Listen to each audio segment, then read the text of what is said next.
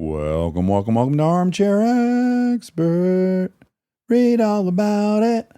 She's right across from me, Monica Badman. Aww. She's a bad man in her pink top and her undershirt is black. It's brown. It's brown, can't tell from where I'm sitting.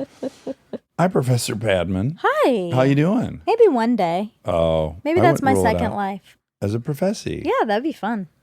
Good luck to those boys. That's true. They'd be all a titter in that class. I'm coming after them. Oh my God, this is going to be symbiotic. Speaking of symbiosis, a friend of ours is here, Connie Britton. So fun. Favorite actress on my favorite TV show. Jeez, best show ever. Best character show ever. Friday Night Lights. Tammy. God, Coach T and Tammy. Connie Britton is an actor. She's a singer and a producer. She was in another favorite of ours, The White Lotus. Oh my God. Ooh. So good. Nashville, Dirty John, Friday Night Lights, American Horror Story. She has a new show available right this second on the Roku channel called Mamas. Mamas follows powerful matriarchs of the animal kingdom, spotlighting the universality of motherhood. I watched several of these and I loved them and I couldn't wait to show them to my daughters. They're so good. Yeah, it's about moms in the wild. Oof, my favorite kinds of moms, wild moms. Please enjoy Connie Britton. We get support from Quince.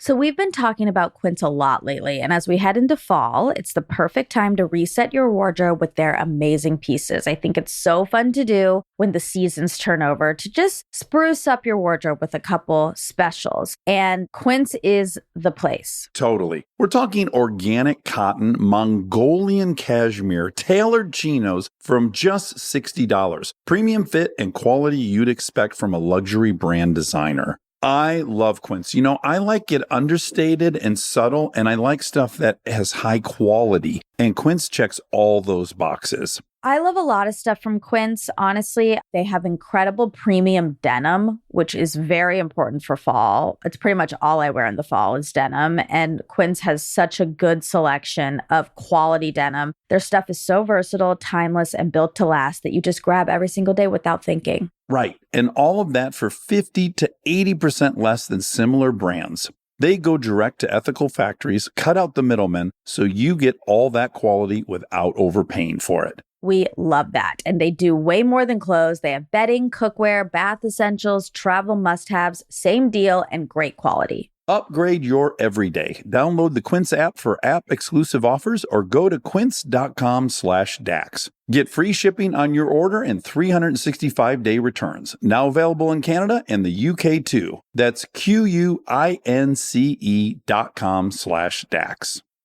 We get support from Apple Gift Card.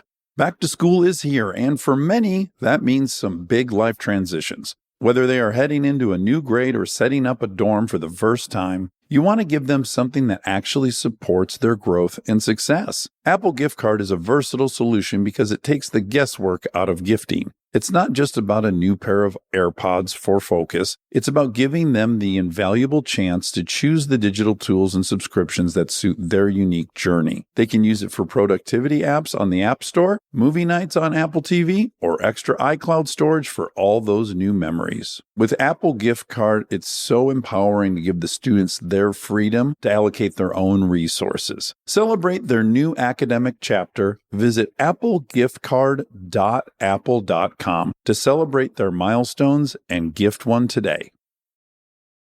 He's an armchair expert. He's an armchair expert. He's an armchair expert. How are you? I'm so good. I feel like this is a very long time coming. Yes. Very long time. I have that purse. I mean, mine's not nearly as cool because it doesn't have the flowers. So, have you ever heard of Gracie wallpaper? No, but I need to. Okay, so you've seen it before because it's literally hand painted, like beautiful things like this, full walls, and it's so gorgeous. And it's a family, the Gracie family. The Jiu-Jitsu family? No. Yeah, no. They're also the Gracies. Can you imagine if they're into wallpaper? Oh, wait. I mean, maybe samesies. But it's been passed down through generations and generations. since the 1800s. Oh my God. And now there's a great granddaughter, Jen Gracie, who still does all the things. I'm getting some Gracie wallpaper for my house, which I'm super excited about. Oh my God, cool. And she's been so nice to me, and she came to my house, and I happened to notice she had a Goyard bag that she had painted. How can I get that? And she's like, they're impossible. You can't do it anymore because we can't get them out of China, but I have one coming from China, and she gave it to me. No. That's incredible. So limited edition. Limited edition. That's my dream. That's my dream. Can I get you anything to drink? Do you want a coffee or a water or a Diet Coke? Well, I definitely would love a water. Okay. Why is it called liquid death and it's water? 'Cause Is that it's funny? That's a joke? Murders your thirst. That's right. Also, your shoes. I just got some Gucci loafers. They have the back on them, but they're also white. Really? Got them this weekend. We match. You guys should go shopping together. We're so on brand. Yeah, that's right. And that's important. I feel so girly talking about things like that, but yet I love Gucci loafers. Yes, they're made so well. I have a similar addiction, but it's for Jordan. So I totally understand the emotional attachment to the thing. I just got my first pair of Jordans. You did? Yes. What color are they? They're Lakers ones. Oh, fun. Purple and yellow? I actually got them in New York City. Okay. And I felt real special because they course. just come out. And you can't even get them in LA, which is weird. Now, wow. do you know what iteration they are? Like, are they 1s, 2s, 3s, 4s, This is a 5s? 4. Okay. That's a 4. That's cute. I'm weirdly wearing my cartoon shoes today because I don't know if I'm getting a bunion, Connie. Oh, great. It's possible. Wait, hold on. Let me put this Yeah, on. get so those I can, on. That's better. Yeah. Say bunion I wanted again. to sound extra gross to you. Say it again. It's possible I'm getting a bunion. Oh, God. It really resonates. So what's happening? Because I know you're curious. Please don't take off the sock. It's been hurting here. That's the area of a bunion, right? Yeah, it's the old age, you see. My feet are so fucked up. Let's take a gander. Well, okay. Oh, they're beautiful. Oh, those are elegant Thank you. Do you know what? feet. I could have been a foot model. Absolutely. I tell everybody all the time because they always comment on it. It's so obvious. And my Yes. aunt used to say all the time, "Oh, honey, you could be a foot model." And I'm like, yes, really? But then I've broken both of my feet. So you see, Okay, yeah, which sure. could turn into a bunion. I would take my sock off for you, but you would throw up. He's done it. He did it for Gwyneth Paltrow. Oh, okay. Well, I guess if Gwyneth Paltrow were here, you would take off your socks. Yeah, do you want her sloppy seconds No, on this never foot? mind. I don't. This is a cautionary tale to you because your feet are beautiful and you know it, which is great. I used to have the most elegant feet you've ever seen in your life. Really? Good God. The most elegant? Truly, I was out bragging about how beautiful my feet were. But again, I don't love a lot of the other stuff. So when I find something I love, I'm going to shout it from the rooftops, as I did. I'm going to show you what happened. This is crazy. Okay. What happened? Here's my number. Oh, no. Call me maybe. Am I going to cry? So I have arthritis. One of the knuckles locked. And then I went in there and the guy said, "Can you unlock that?" He said, "No problem. I'll just cut this and that." Then he took an x-ray of my foot. He said, "You know what? I don't like the arc of this. This toe's out too far." Okay, I'm not a podiatrist. What do I know? But I do have exquisite feet. And I wasn't even nervous. That's how arrant I was. Oh, no. Look at this. Oh, no. Yeah. Okay. Take this, Gwyneth. His sock is off, Gwyneth. Look how tiny that toe is. And now look at that one had to curve right because there's no fucking support there. It's now made itself in the middle. When you compare it to a normal foot. Can you believe what you're seeing? Listeners, this is not pretty. Look at that Frankenstein foot. Oh, my I'll show you another God. weird thing about That's it. so sad. Is that arthritis? gross I don't it mean to say sad. Thank God I got married before I had this foot, Thank right? God. I'm so happy. I'm so happy you guys did that. Your reaction was superior to Gwyneth's. I'm just going to say Oh, that. thank you. Thank you. I have to be Sorry, honest. Gwyneth. I just really wanted to be honest about it. Of Yeah. course, that's all I want from you. I know. Yeah, we both know what this foot looks like someone hit it with a fucking anvil Well, or and something. I feel closer to you because we've now shared feet and some insecurities. and some insecurities Yeah. right off the bat. You're next. I haven't heard your insecurity, but we'll get to it. Well, what does Let's it take mean our that time. I've broken both of my feet? How did you break both your feet? Well, the first time I was walking down cobblestone streets in New York City wearing platform shoes, and I just fell right off. And then that's how I broke this one, the one that's sticking out now on the side. And then this one I broke. Do you remember the movie with Hilary Swank called $1 Million Baby? Obviously. Absolutely. Right? Okay. That movie was written by somebody that I had already worked with, and he was in the process of writing it. And they were like, "You would be perfect for this. Do you box?" not yet. And so I started boxing training and I was jumping rope. My boxing trainer was so impressed. He just kept giving me heavier and heavier ropes to try because he's like, you're a good rope jumper. Yeah. And I could also be a foot model. And I keep jumping ropes and I fell and I broke my other foot. So wait, one of these heavy ropes caught your right foot. No, it didn't catch my right foot. You just went down. I went down. Well, it's too heavy. Was it late in the workout? Were you fatigued? Shut up. Okay. I want all the contextual clues so I can. Honestly, I've blocked most of the details out. This actually was one of the things I wanted to talk to you about. In New York City, you were an aerobics instructor. I was. We're going to earmark that because I want to touch down on that. Okay. I think what would be fun is like how we know one another. Yes. And I bet our memories differ. What's your memory? Travel Town. Travel Town. The little train park. You think that's the first time we met? I don't know. That's my most profound memory because you and I were both in shows that Jason Katims created. Right. And so did we just say hi to each other? Maybe at some events we said hi, but I saw you at Travel Town. I remember that. And I zoomed in and then I engaged. I was taking my daughter when she was 1 and 2 and your little boy was probably 3. Yeah. Yeah. How old is he now? He's 11. Okay. And Lincoln's 9. So yeah. Okay. I definitely remember that now that you reminded me. Okay. But do you remember that we did a movie together? Okay. So here's what's tricky. We didn't have any scenes together. Exactly. Right. We had no scenes together. Maybe we were in Toronto together. Oh, I know what it is. Oh, ding, ding, ding. It's This Is Where I Leave You. Good job. Thank you. It's not an easy title to remember. Although I loved the filming of that movie. I love the book that movie is based on. It was all such a delightful experience. Yes, totally. Especially not working with you. Yeah, I would imagine. You probably only worked a couple days, right? I worked more than a couple days, but yes, the movie was very compartmentalized. You were Adam's therapist. I was his girlfriend, so I was in all the family stuff. But I worked not very much on the movie. It was just a few fun days. I remember being in Toronto with you and being on a panel with you and being like, Dax is fucking funny. Like in a resentful way. Yeah, kind of. I was like, why is he being funnier than me? I got to be honest with you. I was there for 2 things, right? So I was there for This Is Where I Leave You and this movie, The Judge.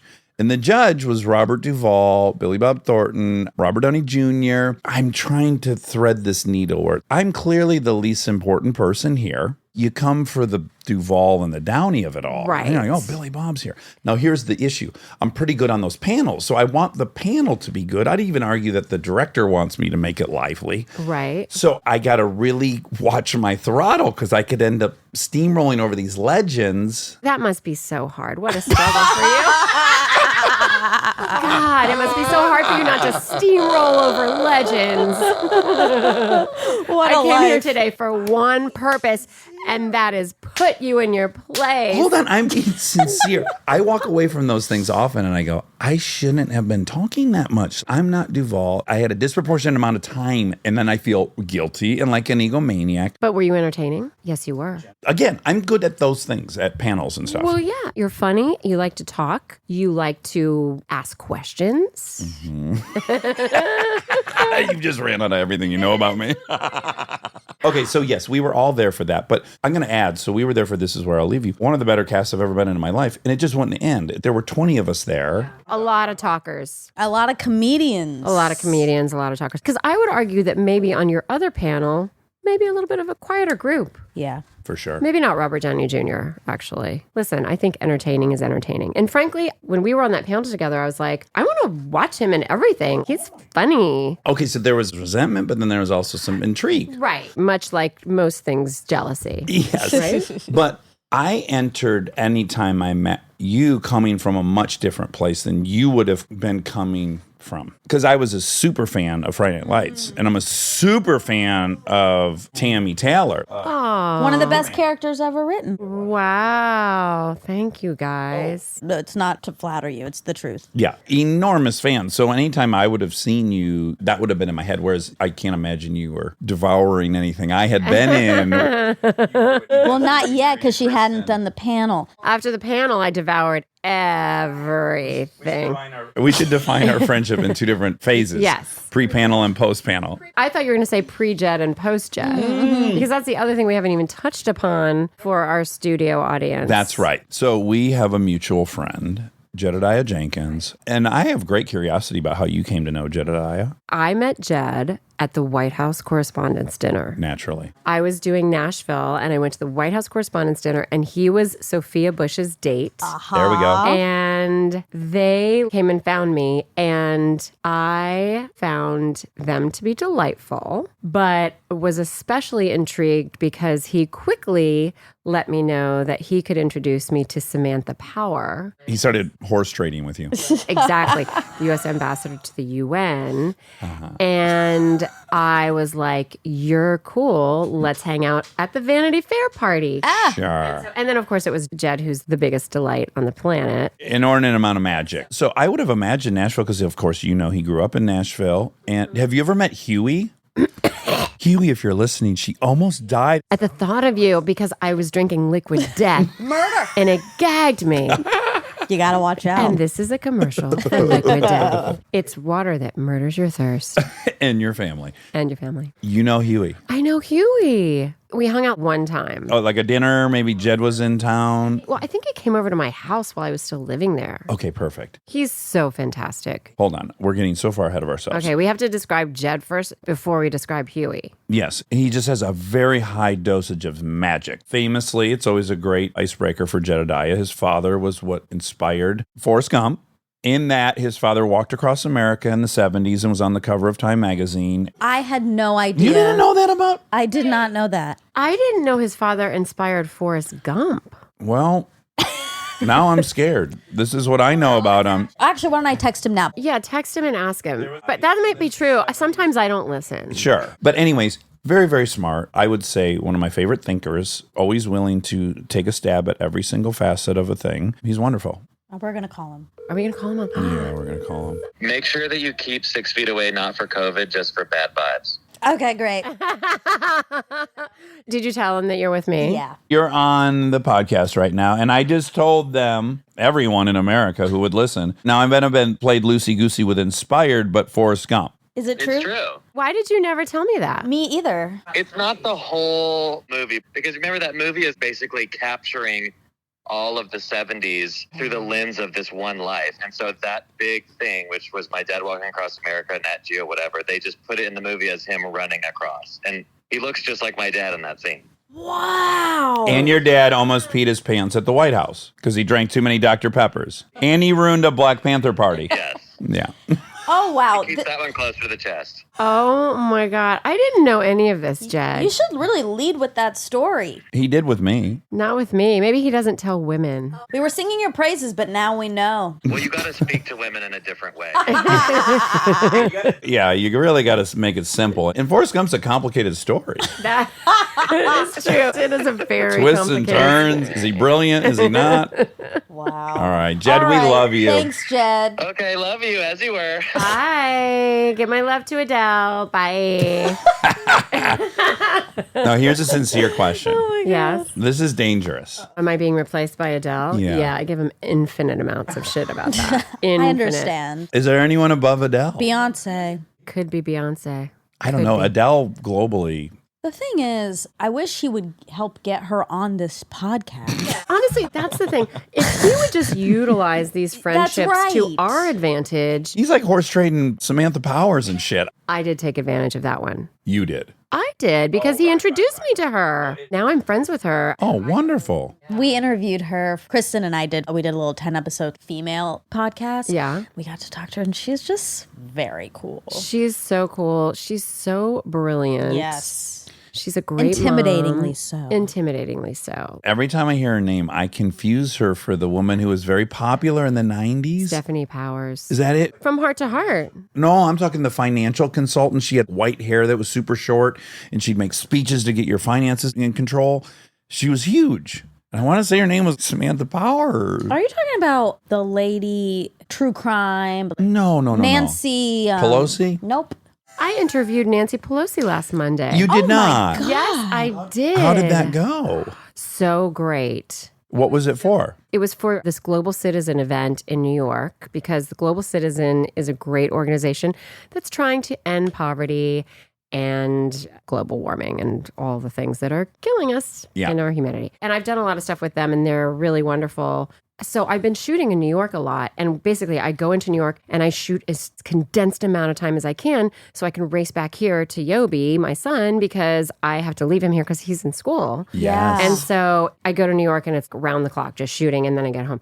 So I wasn't shooting in New York last week. So I had originally said I can't go to the Global Citizen panel event because I'm not in New York. Right. But we want you to come interview Nancy Pelosi. Let me take the last flight on Yeah. Sunday Yeah. and then leave an hour after I interview her. Politics has become the ugliest of the ugly. I don't recognize us in it anymore. When I see somebody like Nancy, and she's in it, she's deep in it, obviously, as in it as you can be.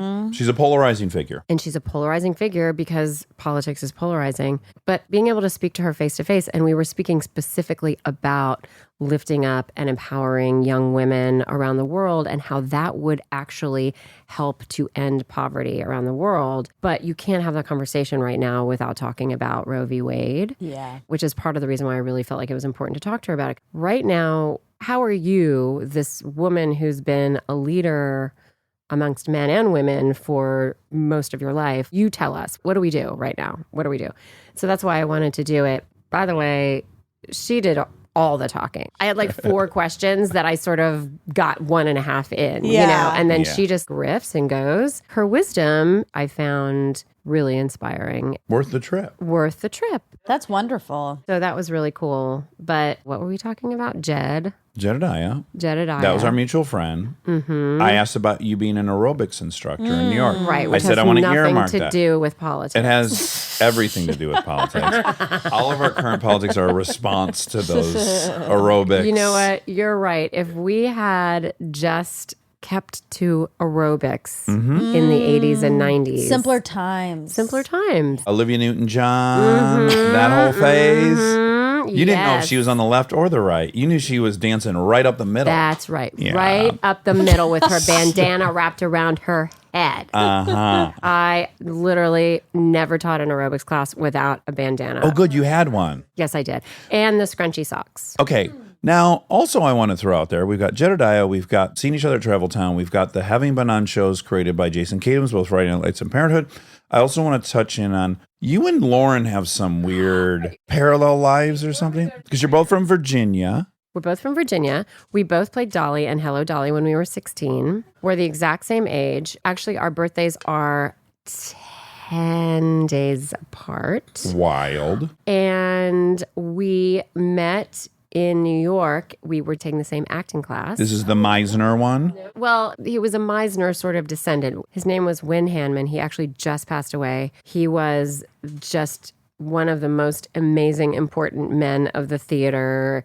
He opened a theater in New York City that was one of the original progressive off-Broadway theaters called the American Place Theater. And he taught at Carnegie Hall. So we would go twice a week to this incredible acting class in Carnegie Hall. She was in that class, and she and I didn't necessarily bond right out of the gate. Well, I'll tell you why right now. I don't even need to ask. You're both from Virginia. You're the same age. You have the same ambition. You're bringing that Virginia to it. You don't need a fucking doppelganger in there. Yeah. You know what I'm saying? You've got a lane. I guess you're right, except you know what? We're not all competitive like that. Well, At 20, if you're not competitive, then you might as well retire now. I was always like, she doesn't like me. And then we got assigned a scene together. Oh. And what's funny is I actually just saw Lauren yesterday. Where? At my house. Ding, She ding, came ding. over. Get the fuck out of Yeah, here. she just came over to my Oh my house gosh. because my house similarly looks something like yours in that it's been in some state of construction for a very long time. Yeah, how long? We're on year 4. I'm on year 4. Oh, wonderful. But I'm almost done. And so my pool finally was going. And so I just had a couple friends over. And you know, she lives right there. Speaking of beautiful wallpaper, she has great style. Yes, she has great style. See, another thing you guys are overlapping. It's amazing you can be friends. I'm impressed. Well, do you know what else? I got an apartment in New York when I was doing Spin City, which was my first series regular on a sitcom, Spin City with Michael J. Fox. So I bought an apartment in New York City in this great building. I'm not going to tell you what it is. Okay. And then Lauren bought the apartment 2 doors down from my apartment the next year. And we always used to make a joke. We'd talk about the roles that I would play. And then she's like, and I'm the wacky next door neighbor. And I come to your door and I'm like, knock, knock, knock. Hey, do you have any sugar? And then we decided that that's what we were actually living because we now live 2 doors down from each other. These are very parallel lives. It's actually uncanny. We're sisterly, even though we've had moments in time where we have not seen as much of each other. It's that kind of really deep connection. Yeah. Going back to acting class, we were assigned a scene together. She was like, well, I guess if you want to come over to my apartment this weekend, we could work on it. I was like, okay. That's kind of how we were. Like, she's all like, whatever, barely making eye contact. And I'm like, I'm enthusiastic. And so I go over there, and it's basically a scene where 2 friends are getting wasted on champagne. So, of course, we take out champagne and just like drink all afternoon because we were super method. And then we became friends. Oh, my God. Fun. Alcohol can really bring people together. It's been doing it for centuries. Okay, now back to Virginia. Your father was a physicist. Both of my parents have passed away. My father was a physicist. Once your father's a physicist, I imagine dating is then hard for the rest of your life. Oh, that's an interesting connecting point. You mean because he's just so smart? The primary male love of your life is a genius, and so you've limited your pool of options pretty significantly. Yes, my father was probably the greatest man I ever knew in my life. But also, when you're a physicist, when you go to MIT when you're 16. Oh my God, wonderkind? Literally. And you're just putting together radios at the youngest age and leave behind everything you know to go to the Massachusetts Institute of Technology. He grew up in the South and went far north and went straight through and got a PhD, a nuclear physicist. There's a level of commitment to that and cerebral attention to that. Folks that have that ability spend a lot of time in their own heads. Yes. Very intellectual, but also very focused on work. A little bit of a workaholic. Sure. So now you need a genius who has limited time for you. No, the opposite is I've gone through all my therapy and been, why can't I find an amazing man and partner? It's a lot about this emotionally unavailable thing, which is a hard thing to come to terms with because my father was so awesome and he was so loving to me and to my sister, but there was a lack there. He was also a 60s dad, which is a different expectation for dad in the 60s. Yeah, exactly. It's like, I've provided, check. And he was very conventional in that way. He and my mom both lived inside a cultural norm that felt very conventional, and particularly in the South. When your dad has an important job, this is like Interstellar, right? When Matthew McConaughey has to go to the moon, has to go into space. I'm sorry. There's no time travel required for the moon. Has to go into space. The daughter just has to accept that because it is more important than her. It's a higher calling. Right. And it's so hard as the daughter or the kid to have to have that acknowledgement. That thing he's doing might save X, Y, or Z, or might be more important than me objectively. It's just a bizarre thing to have to hold. It is. But it's not comforting, right? Because my mother, too, had the same thing. I'm a single mother. She built this incredible business, and we often took a back seat to that. And understandably so, she had to support 3 of us. And this business was more important than us because it's what made us possible. Wait, I didn't know you had a single mother. Yeah. Oh my God. Okay. I'm a single mom. I would love to hear your perspective on that sometime, and it doesn't have to be right this second. But what your perspective is on the fact that your mother had to split her time from you. Yeah. I imagine you feel like I do, which is I very much like my life. Yeah. I love my life. So whatever weird road it took to get here, I'm fine with. I, too, wanted women who were committed to something wholeheartedly, and I wanted to compete with that, and I found one. So I'm married to someone who could easily, if she let herself, think that her pursuit is more important than me. That's right there on the table to happen. Right. So, of course, I'm attracted to that, and it's familiar to me. Yeah. And I've only liked women who are super, super ambitious and industrious and might care about something more than me. Because I ultimately, I'm sure, like your therapy taught you, I want to have this person pick me over everything to make up for my mother not picking me first over everything. Wow. Oh my gosh. But it fucking worked. I love who I'm married to. Yeah. I love that she's industrious. I love that my daughters have her as a model. And over time, we've negotiated all those things. And that's the thing, because now I actually am in an amazing relationship. Does he have any kids? He has 2 kids. Oh, he does? Okay. And that's a whole other thing, making that work and understanding the different dynamics. We're now managing all of those relationships. Oh, yeah. But what I keep saying is that's the intimacy. The intimacy is pulling all those pieces together and finding who you are in partnership with all of the stuff that isn't just the perfection, with all the messiness. That's actually where I get the most joy. Those are the things that define you as a person. Yes. And how you navigate them. That's where you pick up tools. You want your kids to have some manageable struggle throughout life so they're competent and confident, and they'll enter the world where they'll find themselves in many complicated situations and they'll have some practice. Yeah. I want to talk about you making that decision. You adopted. Yeah. Yes. So I'm doing egg freezing. I'm about to start that process. Oh my gosh. Congratulations. Thanks. And it's tricky because I don't know if I'm ever going to use them. There's just all these questions that come up, and every woman has to think about this in some way, shape, or form. There's a lucky few born without a uterus. Don't rule them out. No, but then they have to make the decision. Do they want to adopt? Do they still want to have I children? know, you're right. It's just something that's unavoidable for women to think about. And so I want to know what led you there. Truly what led me there was that I really became interested in, specifically in Ethiopia. I had a friend who was spending a lot of time there. This is in the 2000s, during a pretty terrible moment in the AIDS epidemic, and a lot of orphans there. He would come back with these pictures and photograph after photograph of these incredible children who have nothing, and they have this vitality to them. I literally remember looking at that and being like, what is that? I have to go there and I have to figure out what that is. And so I did. And then I just kept going back, and I was going to make a documentary at one point about Ethiopian orphans and the specific orphan that was being born to another orphan girl. Anyway, never finished it. But my friends used to tease me. They're like, you're going to come back with a baby. As if, first of all, that's how it works, which guess what, people? It doesn't.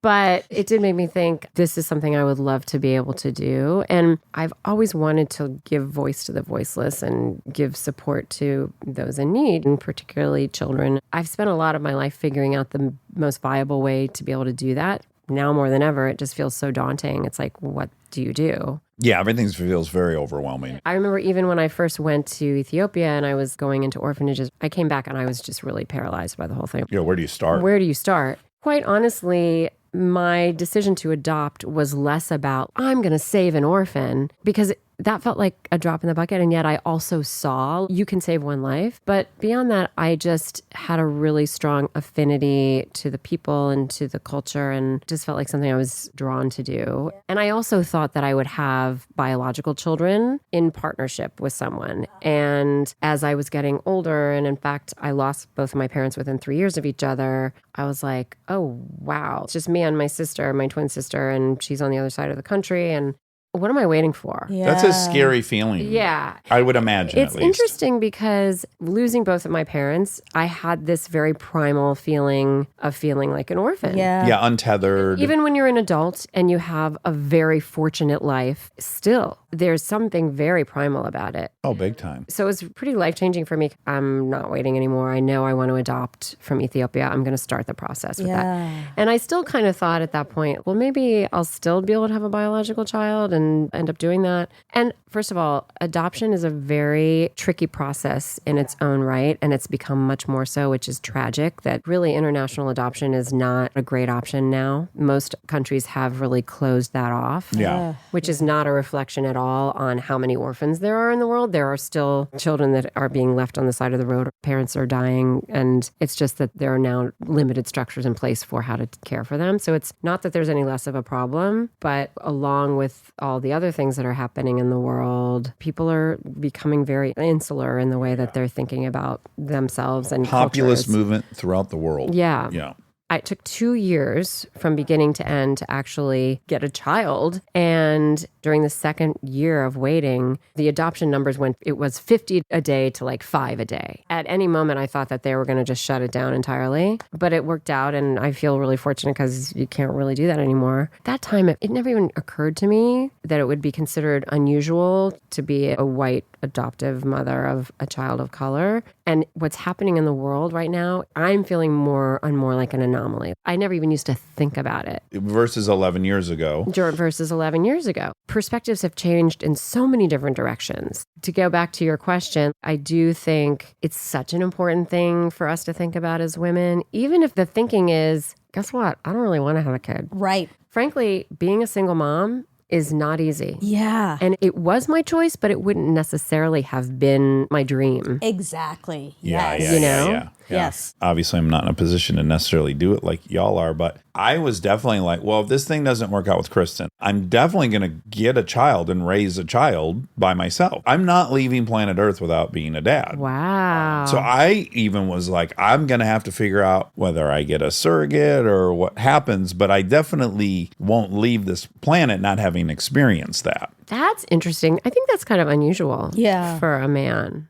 Probably. I had a little sister who is 6.5 years younger than me, and I very much cared for her, and I wasn't afraid to do it. Yeah, I don't know why. I just always was like, well, I definitely am going to do that. What could be cooler? Yeah. Oh my God. That's amazing. Because you're a great dad. I'm really aiming to be.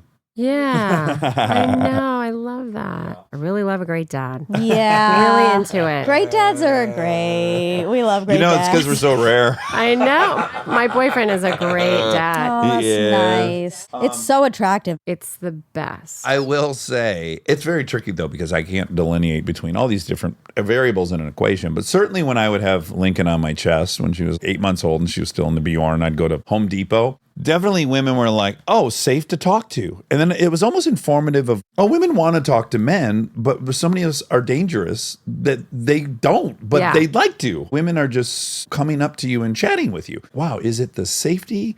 Is it that I'm more attractive because I have this baby on my chest? I don't think it's because I'm on TV, this situation. There's a lot to weed through. But it's very intriguing. 5X'd with women willing to just come talk to me. Yeah. It makes you so approachable and so accessible. I don't ever like to generalize about, because women are so nurturing, whatever, because some women aren't. I have many women friends who are not interested in being parents. And they're going to hell. Just so you know, they will burn in hell. Bad women. I do think that for women who are drawn to the maternal thing or whatever, and then they see a man who is embracing that. It's a mate selection thing. It's, they're committed. Yeah, but also there's a connector there that maybe wouldn't be there if you didn't have that baby on your chest. For sure. You know? Yeah. I think it's sweet. Stay tuned for more Armchair Expert, if you dare. This episode is brought to you by the new Max original comedy series, Stuart Fails to Save the Universe. From the world and creators of The Big Bang Theory comes a new comedy series. Stuart Bloom, comic book store owner and lovable underdog, accidentally breaks a device built by Sheldon and Leonard and kicks off a full-blown multiverse Armageddon. Now, he's on a mission to put reality back together alongside his girlfriend Denise, a geologist named Bert, and physicist Barry Kripke. Along the way, they're running into alternate universe versions of characters you already know and love. Check out the new Max original comedy series, Stuart Fails to Save the Universe, now streaming exclusively on HBO Max with new episodes Thursday at 9 p.m. Eastern. Subscription required. This podcast is brought to you by Squarespace. We've talked before about Rob building our website on Squarespace, and I bring it up again because it's a perfect example of what they do well. Rob had all the pieces, the content, the vision, the ideas, but he needed something to actually take all that and make it public facing. And Squarespace was that bridge. Maybe you're in the same spot. You've been developing something, a business, a skill set, a body of work, and it's been private. It's been yours, but at some point you're ready to put it out there, and that transition from private to public can feel like a huge leap. Squarespace makes it feel like a step. Beautiful templates, built-in SEO, email campaigns, scheduling, analytics, everything you need to go from I've been working on this to here it is, come find me. All in one place, no code, no stitching together a bunch of different tools. So if you've been sitting on something and waiting for the right moment, this might be it. Head to squarespace.com/DAX for a free trial. And when you're ready to launch, use offer code DAX to save 10% off your first purchase of a website or domain. Back to school starts now. Get long-lasting battery life on the Dell XPS laptop powered by Series 3 Intel Core so you can work from anywhere. Now starting at $699 with exclusive student pricing starting at $599. Complete your setup with savings on select monitors and must-have electronics and accessories. Limited time deals and free shipping on PCs and more await you at Dell.com/deals. That's Dell.com/deals. This episode is sponsored by BetterHelp. You've heard us talk about BetterHelp for a while, but I don't know that we've ever talked about how much people love this service when they use it. BetterHelp has an average live therapy session rating of 4.9 out of 5 based on over 1.7 million client session reviews. And you can check out the reviews yourself at betterhelp.com/reviews to see how much they love BetterHelp. Knowing that kind of service feedback from real people speaks for itself. I'm a huge proponent of therapy, as we've talked about before. I've learned so many things about myself that I believe truly only an outside, objective person could help me come to. BetterHelp makes it easy to get started. Answer a few questions, get matched with a therapist based on your needs, and switch therapists at any time if it's not the right fit. See the reviews, see what stands out, and see if BetterHelp is right for you. Visit betterhelp.com/Dax. That's betterhelp.com/Dax.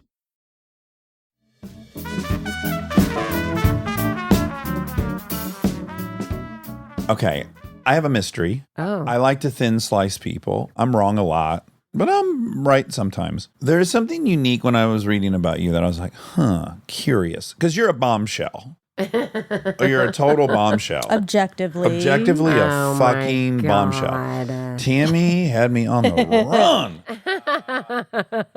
What I can't make sense of is you going to high school and then going to Dartmouth and then majoring in Asian studies and then deciding, you know what, I'm going to learn to speak Chinese and then going to Beijing to learn Chinese. Yeah. That's incongruous with the bombshell I know of you. So it makes me really curious who you were in high school. If you had to put yourself on the strata of Beverly Hills 90210. You started this by saying I was a bombshell. Oh, you are. You're a fucking God. heartthrob. I love that. My nuclear physicist dad and my sweet mom, who, as she used to say, did not work outside the home. That in combination with sort of like the conventional Virginia thing, which is much more demure as opposed to bombshell. You don't want to be too uppity and call yourself a bombshell. You would never. Yeah. And there were the girls who did, but they were those kind of girls. Yeah.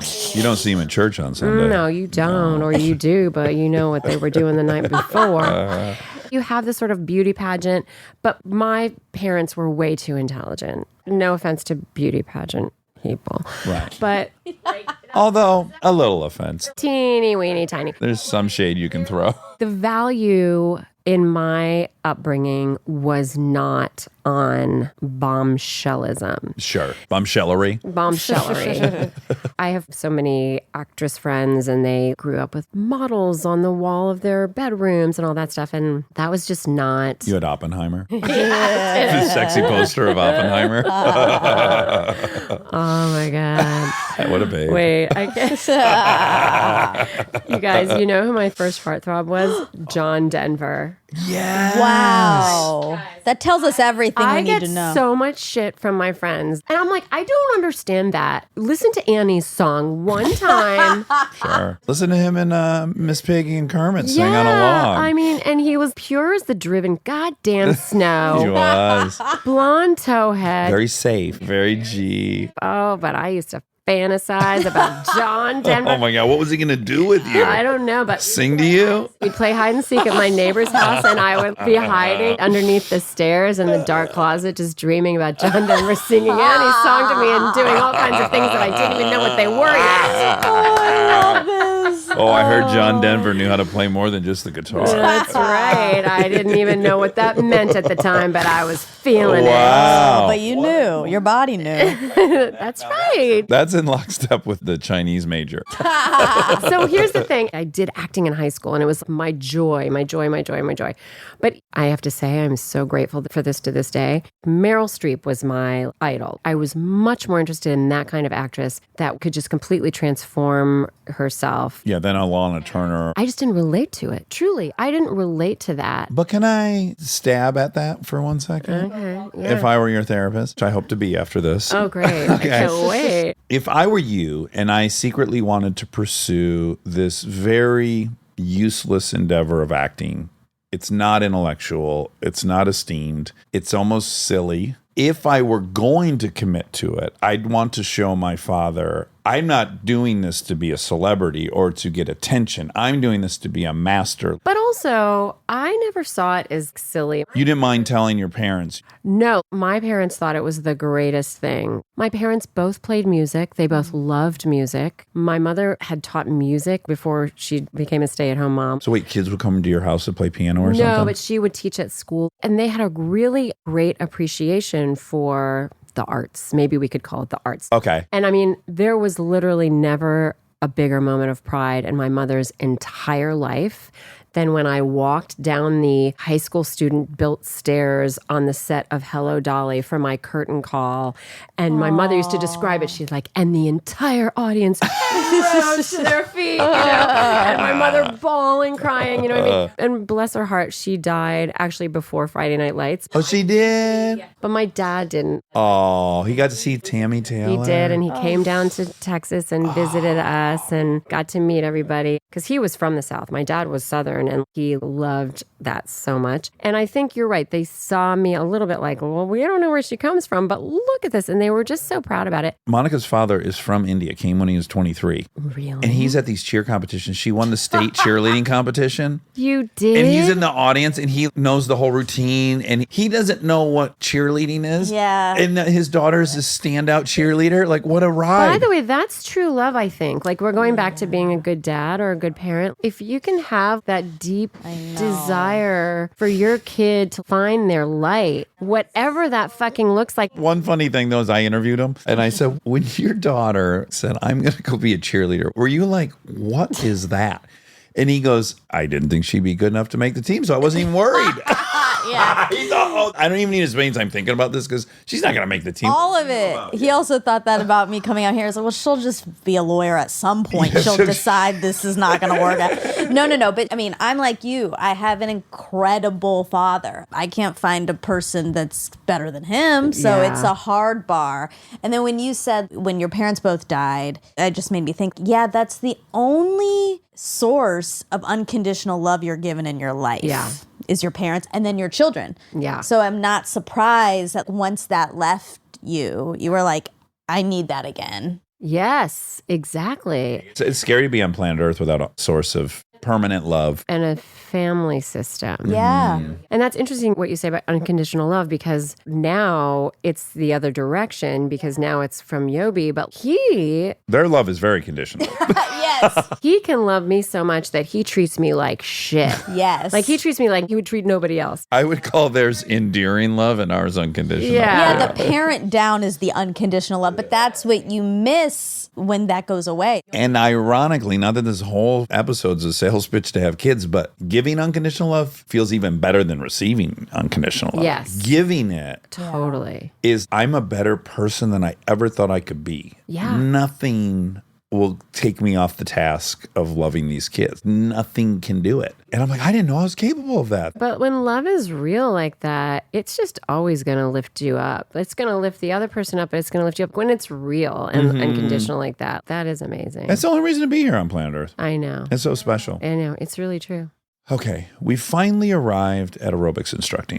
I can't believe now that I know that you were a cheerleader. Were you a cheerleader? No, I was not. Actually, that's not true. I went to a girls' school in middle school, and they had a basketball team, and I was a cheerleader for one basketball season of a girls' basketball team. I was not even very good at that. You didn't have enough practice. You could have been great. No. We'll get you there. Monica will get you there. When I'm your therapist and she's your coach, you won't imagine the world that's going to unfold before your eyes. Oh my God. God. Okay, I'm so actually, we didn't wrap excited. one thing up. Why Chinese? Why go to Beijing? Oh, okay. Because I went to Dartmouth, which I was so excited about. I thought it was so cool that you could go to this school. They have this quarter system, so you can take all these off terms that are really built into the system. So you can take a term and go study in China, or a term and go work in New York. And I did that one year, which is part of what led me to pursue acting, as I ended up being an intern on an off-Broadway play in New York one term. I was so excited. I came from a public school in a small town in Virginia, and I had to fulfill a language requirement. And I just was like, what's the craziest one? Yeah, what's the very hardest? Yeah. What's impossible? That's just stupidity Okay, on my okay. part. Because, first of all, the reason I had to fulfill a language requirement is because I wasn't very good at language. Me either. Same. So maybe I should have taken that into account. But luckily, because somehow it was drilled into my head, you can do it. You can do anything. I'm going to do Chinese, and then I'm going to go study in China. And do you learn Mandarin or Cantonese, or you have to Mandarin. pick? Most people speak Mandarin? I think it's pretty split, and they're very different sounding languages. Yeah. This was pretty much, I think, only a Mandarin program, and that's what they speak in Beijing. Okay, okay. Good to know. And you were there still not decommunized yet. Oh, yeah. I went the summer after my freshman year, so 86? 86. It was still all bicycles. Bicycle was the only mode of transportation. Most people were still wearing mouse suits. It was culture shock. It was super culture shock. Yeah. Nobody had fully warned me about it because basically I was a naive girl from Virginia. And also the air was so thick with coal dust. From the industry. From the industry, and just from that was their form. Oh, that's they their were form of heating with energy. everything. Yeah. Okay. Wow. And so it was big culture shock and Yeah. very communist. And signs in parks that said no dogs or Chinese allowed. No Chinese? Yeah, because in the communist culture, they would make nice things. They had this thing called the Friendship Store. They was basically all for tourists or people who weren't Chinese people. But if you were communist, you were not allowed to participate in any of that. I got you. So there were parks for tourists and not for Chinese. Right. wow. I Or got you. foreigners or high-level communists. This is like places you can drink in the Middle East that you can only drink if you're a tourist. Yeah. When you go to Russia, you could buy stuff. I went there in 95, so maybe 6 years after the wall had come down. And even then, there were still shops that were just for Westerners. Yeah. Yeah, it's really wild. It's so weird. Oh, it's so weird. Okay, now we're past that. Thank you Okay, so we much got for past that. it. And we already expressed our love for Friday Night Lights. It's just the greatest show ever. God, it's good. In fact, I know. I love that show. there was a fun thing for me and Minka Kelly because she was on Parenthood as well. Oh, and she that's and I had a right. bunch of scenes together. I'm somehow on a show where I'm going to cheat on my fiance, who's Joy Bryant, with Minka Kelly. Talk about imposter syndrome. Who's kidding who? She would say, oh my God, I like Parenthood so much. And I go, well, Friday Night Lights is so much better than Parenthood. And she's like, no way, Parenthood's so much better than Friday Night Lights. I think because when you're on a show, you can only appreciate it so much because it's not like you're watching an episode not knowing what's going to happen. You've read the script. Yeah. And I don't know that one's better or worse than the other, but I just thought it was funny that each other thought each other's show was by far superior. Oh, right. That's so funny. I'm not asking you to comment on that. I just, I know. I just, is this can you? basically you trying to get me to tell you how great Parenthood was? Because guess what? I never watched it. I'm the worst about watching TV. The worst. No, listen, Friday Night Lights is maybe the best show that's been on network television in the last 30 years. Well, here's the thing that I can say to that. Because I'm such a bad TV watcher, and in fact, one of the great joys of making Friday Night Lights was we were shooting it in Austin, Texas, and we felt so removed from the Hollywood, what are the ratings? In fact, our writers were in LA, but because of the way that show was developed, they really entrusted us to like take what they wrote and then we improvised stuff. And it was a really beautiful chemistry. Which was replicated on Parenthood, by the way. Yes. And you have a quote. I want to read it to you because I actually wrote it down. I got a lot of what my values are as an actor from that experience. Yeah. I deeply relate to that statement. I left that show knowing exactly what I would do for the rest of my life as an actor in some weird way. I know what you mean. And the fact that we were not focused on anything external just contributed to this thing that we were creating that we all just cared about so much. Yeah. But by the way, because Katims gives us a little ownership, you get to say it in a way that you love, that he loves. You're on the fucking team when you're on a Katims show. I know. And it changes everything, right? Yes, it does. And I remember Kyle Chandler and I, when we were getting to the point where the show was about to end, we would have these conversations with each other. We've got to hold ourselves true. Here's what is priority. Here's what our values are. Yeah. Here's what we will not compromise. And so then when I finished doing the show and I was looking for the next thing, I, in multiple different ways, tried to like recreate that badly. It went badly. Yeah. You don't make any friends doing that. No. It's rough. And it sucks because you've seen it fucking work. Yes. Like you guys had infamously short shoot days, as did Parenthood. It's so economical. You got in there, you shot with 3 cameras, you were alive, they got it, and then you went on to the next Your thing. audience appreciates it because they feel like you're inviting them into something that's very intimate. And then you go to Nashville and you're on something that's choreography and staging. Exactly. That would have been hard. Exactly. It was a steep learning Being curve. on a Katims show pretty much ruined you for the rest of your career. Well, and it's funny because I'm on a Katims show now. I can't believe You made that. your way back home. He reached out to me about this show and it was shooting in New York and I'm in LA. Oh gosh, I don't know. I've been really fortunate because I have been able to work multiple times with people that I love who I've come up with in this business. And I love that. It's sort of that idea of having a family. Yeah, for sure. Yeah, and a troupe in a way. You've picked some good people to have these Yeah, I've connections been with, by the really way. lucky like that. I really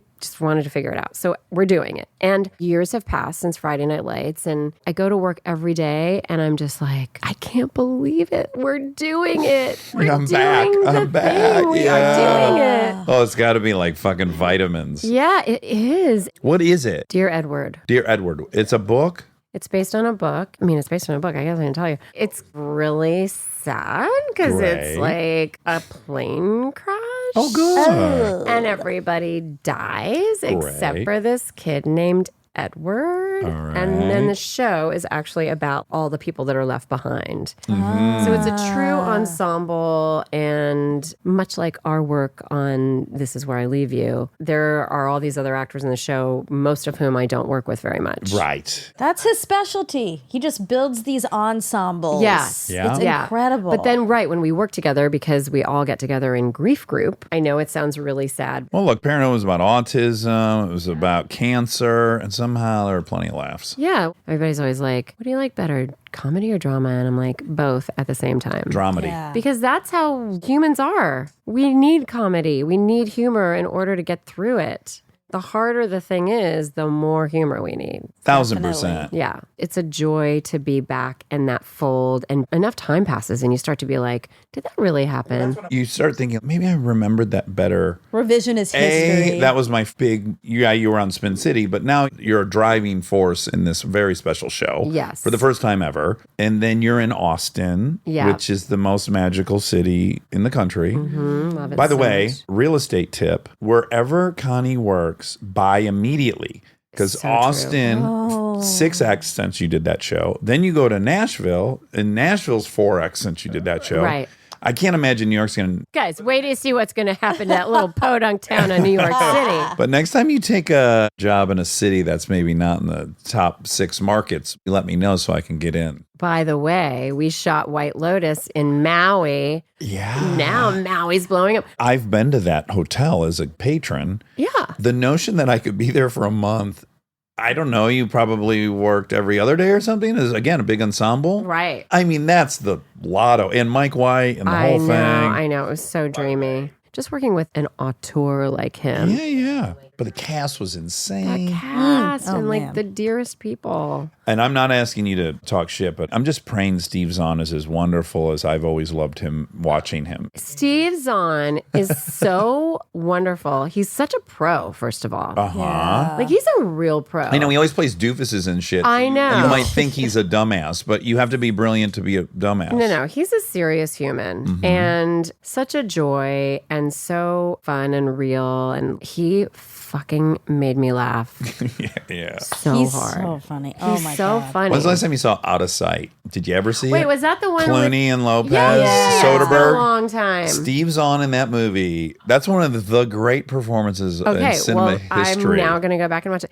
Here's the problem, and I don't know if you have this, but maybe you're better at watching things than I am. Because I watch things so infrequently, I only now watch kids' movies. I'm loving that he's getting a little bit older. Yeah. Does he want to see Top Gun? Well, you know, it's funny. We had the opportunity to go this weekend, and he was like, I'll go see it later. You guys should go. I went last night. Heard it's amazing. Have not been to a movie theater in a very long time. It was fucking packed. That movie delivers beyond belief. It reminded me of being 9 years old and watching movies. My friends who went were like, it's going to be nominated for Oscars and it's going to win. It's incredible. I'm like, what? Okay. It is a party. You got to get your kid there when it's packed so we can have the experience we all had as kids. Yeah.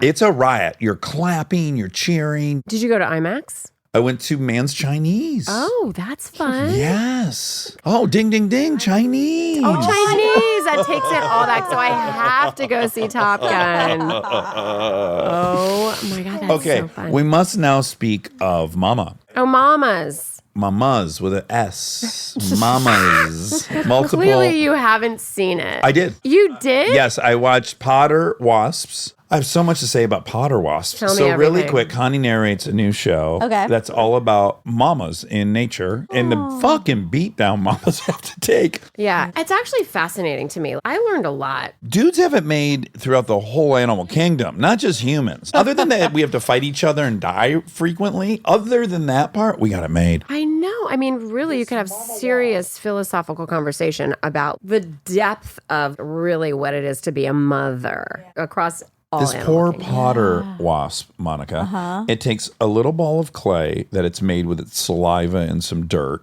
and picks it up and flies it. And it's 25% of its body weight. And then it smears it into this pot. It makes this little dome that she'll put her larva in there or her one baby.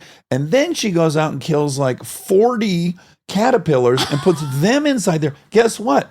She's going to make 10 of those. Wow. And she's only alive for, what was it? 2 months or something? I mean, something ridiculous. She'll never meet the babies. Yeah, she never meets the babies. Oh, that's so sad. She'll be dead. Think about that when you're laying your eggs. Oh my God. You're laying your eggs. I'm laying.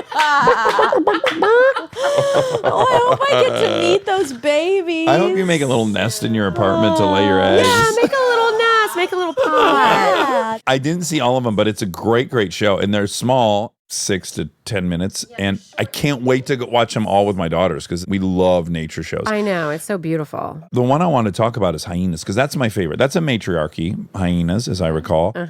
And their clitorises are so big that they look like penises. Funny thing, we didn't talk about that on the didn't? show. Well, in the 6-minute limited time we had. Forever biologists and zoologists didn't know that it was a matriarchy because the clitoris looks just like a penis. No, they thought they were all men. Yeah, they thought they were men. That and then is they fascinating. watched a couple of the penises give birth and they're like, whoa, what the fuck's going on? But it's part of the matriarchal evolution of that animal Maybe to replicate that's why they the males. scream so loud. Am So I much right? pleasure. So much much pleasure. The pleasure. wind blows hard. Good for them. God bless the hyena. Should we all be blessed Jealous. with penis-sized clitorises? And on that note, good day. But I got to imagine this is a very easy sell to you. I just started my little baby production company. And they came to us and they're like, we have this beautiful thing. I think there's something about me that people relate to mama's situation. And so that's why I think they thought of me. And it was an opportunity to produce something that they'd already done all this work. I mean, they had all this gorgeous footage. Yeah. I really do love anything that creates thought around a bigger world that is then completely relatable to like who we are on the most fundamental levels. Yeah, you're looking at the tiniest thing, this wasp. Yeah. I mean, you know how they're filming it. It's impossible. So crazy. You just can't help but to scale it up to us while you're watching it. Yeah. Like me, I'm watching, I'm like, fucking women, man. They get it around every corner. But it would be interesting also if it was maybe, but that's how it happens for the wasp or that's what happens for the hyena. But it's all of these animals. Yeah. It's standard. Let us point out and let's give credit where it's due. Those penguins. Remember that March of the Penguins? And those fucking dads had to sit on those eggs just as long as the moms. twins. Oh, yeah, that's fascinating. They're pretty good I dads. like that. That's yeah. pretty good, We've got one yeah. example. There's one example. Yeah, it's a feather in our male cap. It was equal. They didn't do more, right? Right. They probably did like 51%, I'd imagine. And also, Okay. where did those eggs come from? Who had to squirt them out? That I heard is very pleasurable. So You did. as Monica will find out in her nest. Oh, soon. yeah. She squirts out some eggs. Yeah, will you tell us if it's When I lay pleasurable? my eggs. Oh, she doesn't even know how big your eggs are either. Oh, Dax likes to say there's no evidence of this, but that I have huge eggs. Genetically. And that her mother He's had just huge made all eggs. this up. He's spreading the bad word. First of all, is there a way to measure eggs? No. I think they're all standard. Yeah, I think they're all pretty small. I'm trying to remember where that came from. We had don't know, some you're making bit fun that, of me yeah, it's somehow. turned into that. Here are the animals that you're going to learn about on Mamas. Hmm. Potter wasps, as I just told you about. Grizzly bears, hummingbirds, yellow baboons, cheetahs, lions, wildebeest, black-backed jackals, strawberry dart frogs, praying mantis. Now, am I right in remembering that the praying mantis woman kills the male after he inseminates her and eats him? Eats him. That might Okay, be. that's another time we take it on the chin. Right? We're getting there. Okay, that's true. African That's a elephants, sacrifice. hyenas, meerkats, Meerkats. toque macaws, toque? Yeah, T-O-Q-U-E? I think so. Toque macaws. And Thompson gazelles. All that's going to be covered in Mamas. Can you believe that? And every single one is so beautiful and compelling. Can you believe they were able to shoot all of those No. animals? That's insane. I feel bad now that we spent so much time talking about great dads. Yeah, right? We didn't even talk about great moms. I know. They're a dime a dozen. You know? That's the problem. Too many of you Well, are good that's why moms. everybody's just going to watch Mamas, because then you can just see great moms in nature and realize, They're everywhere. I knew it. I Yeah. knew I was awesome. Yeah. Just for being a mom. You're awesome. Moms are the best. I know. They really are the best. Now, let me ask you, though, if your option was virtually slave labor, that's what women have been relegated to for the last Correct. 6,000 years of Yes. civilization. You have to work in the home and do everything. Unpaid labor. That's right. But your choice is that, or you got to fight to the death. That's Okay, not actually. I want to propose something. Who is it that initiates all this fighting? Each other. Each other? Yeah. Each other what? Each other boys? The mate selection and all these animals we talk about involve, even if it's birds where the birds don't fight to the death, they have the loudest feathers, plumage, which tells the female, I am so fit genetically that I can afford to draw attention to myself for prey. So then is that why we have so many wars as human beings? Because men are basically just saying, I need to fuck. that's Putin's issue right now? Oh, yeah. Okay. Well, you know, his issue is very specific, but very male. We're just. We got to transcend it. Yeah, we got to evolve out. Of course. that. To explain where it comes from is not to say that it's a justification for that behavior. It's super base. And not only is it super base, but we've actually taken it to a place where it's beyond the base. Now it becomes almost entertainment Our masculine for that foibles. masculine. Yes. Yeah, exactly. it's so embarrassing Yeah. at this point. It's pretty embarrassing. I'm pretty embarrassed. Yeah. Yeah. For you. And I've been embroiled in it. Stay tuned for more Armchair Expert, if you dare. Thank you to our presenting sponsor, HP, for supporting this episode. Parents, you've got enough on your back to school list right now. Ink cartridges do not need to be on it. They just don't. The HP Smart Tank printer uses a refillable ink tank and comes with up to 3 years of ink included. It's the last printer you'll ever need. To learn more, search HP Smart Tank. This episode is supported by Helix. So I've had my Helix mattress for a few years now, and I still love it just as much as the first night. That says a lot because a good night's sleep is very important to me. Sleep is everything. And what's great about Helix is that it's not a guessing game with finding the right mattress because they have over 20 models, so you can find the one that actually fits how you sleep. And with that summer heat upon us, Helix has cooling upgrades that can get you the best rest even on hot nights. I have a Helix Midnight Luxe mattress. I really like the level of firmness it has, but that might not be right for you. They have so many options, and you just go take the quiz, and it is perfectly matched for your needs, which is incredible. I also highly, highly recommend the cooling upgrade, especially in the summer. It makes your sleep so much better. If you're still tossing and turning on a mattress that's not working for you, just trust us on this one. Go to helixsleep.com/armchair for 20% off site-wide. That's helixsleep.com/armchair for 20% off site-wide. helixsleep.com/armchair. We are supported by Auto Trader. All right, if you've been putting off car shopping because it sounds like a whole thing, buying your car online on Auto Trader makes it way easier, really. You can shop tons of cars online, compare prices, check financing and trade-in options, all from wherever you are. And if you want to start online and go to the dealership for a test drive, you can do that too, really. What I like is the flexibility. Start online, finish at the dealer, or the other way around. Your info stays with you, so you're not starting the process from scratch. Plus, you're working with local dealer listings, so you've got real people helping behind the scenes. And when you're ready, you can pick up your car or have it delivered. Really. Buy your car online on Auto Trader. Really. We get support from Skims. Oh man, do I love Skims. I've been living in the Skims lightweight cotton collection all summer, and I have to tell you, getting dressed has become so easy. I just throw it on. It just feels right immediately, whether I'm grabbing coffee or I'm on the couch all day or I'm out, even going to dinner. The cotton is so lightweight and breathable, which in this heat is a non-negotiable. The cotton jersey t-shirt, I just need everyone to know about this one. This one hugs in all the right places. It's very soft and it still looks and fits the same after months of washing, which is very hard to do, I feel, with t-shirts. I've been wearing the black cotton jersey t-shirt with basically everything all summer long. It goes great with any patterned skirt or shorts or pants. I mean, anything, truly. I believe that's probably my favorite piece from the cotton collection, but they also have great lightweight cotton thongs that are so comfortable and they're cute. That is a very, very hard mix to achieve, especially with undergarments. I feel if you can find some that are cute, but also comfortable and do the job, that is a win. And Skims has really, really figured that out with the lightweight cotton collection.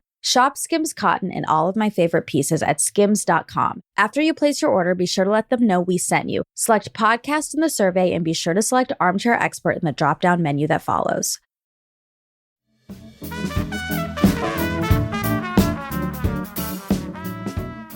Okay, I'm not going to do my Putin thing. I don't need to. I've already done it before. No, you can say Oh, but I actually, now I'm curious. Okay, Adolf Hitler fought in World War I. He very much believed they could win. When the Kaiser surrendered, he was furious. He thought it was a huge embarrassment for the Germans. Treaty of Versailles comes along. It shackles them into all this debt. Their currency goes through the floor. He comes to power. He says, when you broke us up in the Treaty of Versailles, there were a lot of Germans that are now in countries they don't recognize. We would like to at least reassemble the Germans. So the Sunterlands are the first thing I'm going to invade. And the rest of the world goes, I kind of get it. They all are German. We're going to let Hitler have the Germans reassembled into one nation state. And then they're like, wait, why is he in Poland? And then what's very clear is he's just trying to reassemble the old German Empire. Then you go to Putin. Putin's on the front lines in Germany as a KGB operative for the USSR. He believes in it whole stock. The wall crumbles. He doesn't think they needed to do that. They could have fought on. They could have won. They could have been victorious. They could have beat the West. Great embarrassment to all Russians. Now he gets into power. Oh, you have all these disenfranchised Russians living in Ukraine. They're not even Ukrainian. They're Russian. I'm going to go into Ukraine and just reassemble the Russians, then put them back into the fold. And that would be step one in what he ultimately wants to do, which is reassemble the USSR, just like Hitler. It's identical. That is a fucking scary theory. Yeah. And I'm sure you're right. He'll get assassinated, don't worry. I don't know. Too many of these billionaires are losing too much money But they're scared of him. I know. until he's dead. I do feel like we're living in a moment in time where we've been pushed to whatever this masculine, power-driven limit is. And I mean, let's look at the United States too. That's the vibe right now. Oh, yeah. Well, what I hope, to be an optimist like Steven Pinker, I think you're actually seeing for the first time ever that it's not going to work. Really? Yes. What is indicating that to you? The solidarity with the rest of the world. It's always been thought that we would get so intertwined financially that war would be rendered obsolete. That was the great theory in the 1900s, is that once globalization happened, it would be too costly for everybody. But time and time again, it's proved that that wasn't enough. Vietnam still happened. The Gulf still happened. All these things still happen. I think now we finally are so intertwined that Russia's just collapsing right now if they can't participate in the global economy. They're just collapsing. And it's going to hit their front door very quickly. The people are going to be in the streets wondering what the fuck's going on. And I'm optimistic in that if China's watching this as a war game, could we invade Taiwan? Let's see how it goes with the Ukrainian struggle. Yeah. It's not going to work. And that's a great message for everyone going forward throughout time to know that that old-fashioned male, I'm blowing everything up, I'm going to overpower you, it's not going to work anymore. That is my hopeful outcome of this whole situation. Okay. There's also, though, the sad fact that Russians are very used to suffering. Yeah. And it's going to take a lot for them to finally be like, okay, no, thanks. And again, I don't know that it'll be the people, but there are many, many billionaires in that country that are not going to sit there and watch their fortune disappear when they could pay a general $100 million to kill him. Yeah. While he's asleep. There's no way. Hitler, there's several assassination attempts by Germans. We'll see. Time will tell. Time will tell. It took a real turn, this. It did really take a dark turn. But I mean, it's interesting. I'm very fascinated by your perspective on it because I find it so also disturbing. I mean, it's absolutely horrific. I have these images in my mind of what bombing of Hanoi was, what carpet bombing Dresden was, all these famous things. Yeah. To watch it daily, you can see just the carnage and the waste. Yeah. Right? Yeah. Like an entire country, hundreds of years old buildings, town centers, stadiums, airplane hangars, dematerialized in an hour. That's the cost of this way of handling our business. It's unacceptable. Yeah, but that feels like a reasonable human perspective on it. And I feel like what we have are a lot of unreasonable people. And that destruction is something that they want because it feels like it benefits them. They, feel powerful. Yeah. Well, and if you're clinically a narcissist, then there is no getting around it. What do we do? That's the chemicals. That's true, too. Oh, yeah. There's no coming back for him. Yeah. He's gone. Yeah. There'll never be a breakthrough conversation with he and an underling where he's like, God damn it, you're right. I also think it's imaginable that he'll kill himself. That's another armchair theory I have. Supposedly has cancer. So maybe he'll just die. Fingers crossed that the cancer gets him. Oh, he does? Wouldn't that be delightful. An ironic twist for cancer as a brand? Oh my God. They're good rebranding. For cancer. Cancer should First get right time on ever that. we're like so grateful for cancer. Cancer is going to have a moment. It's going to have a comeback. Yeah. Oh my God. I'm excited for cancer.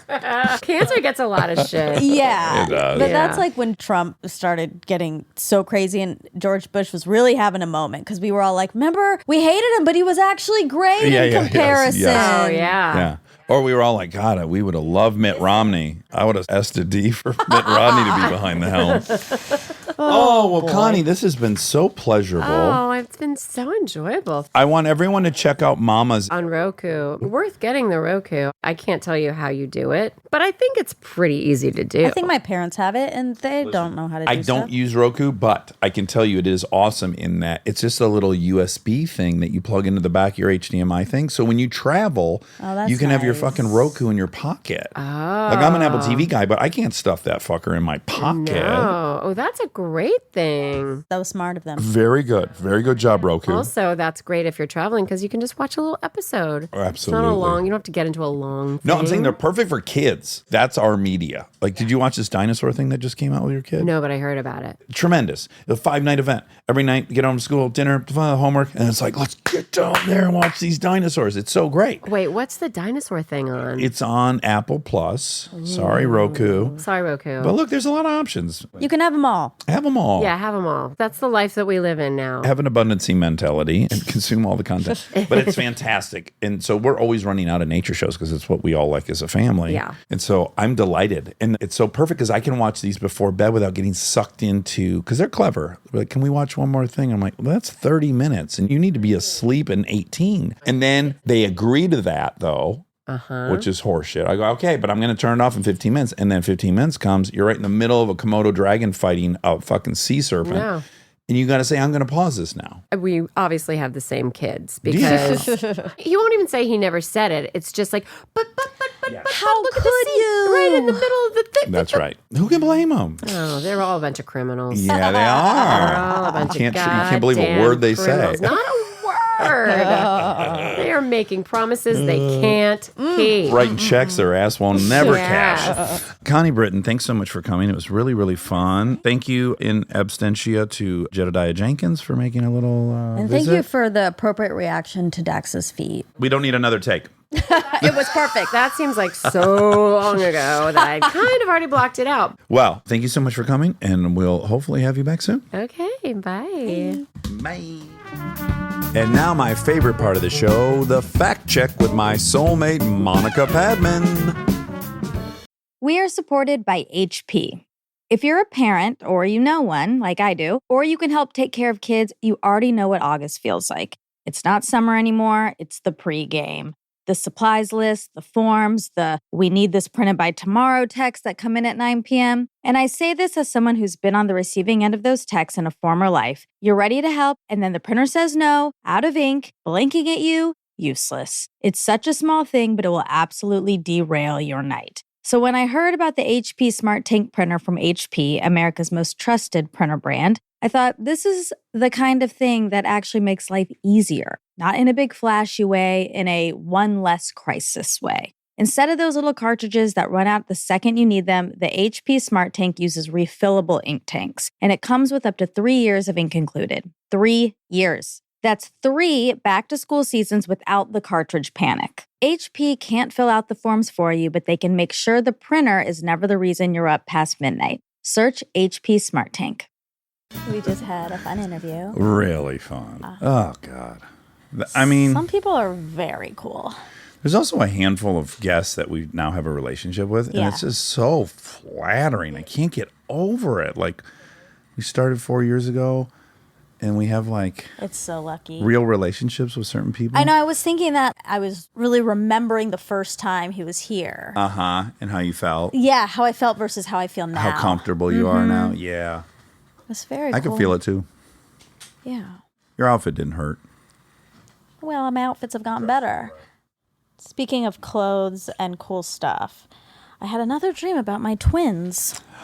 You did? Yeah. Oh, my God. You're obsessed. I know. Oh, my God. I thought that too when What I if you woke end up. I was like, dating I'm one of them? obsessed.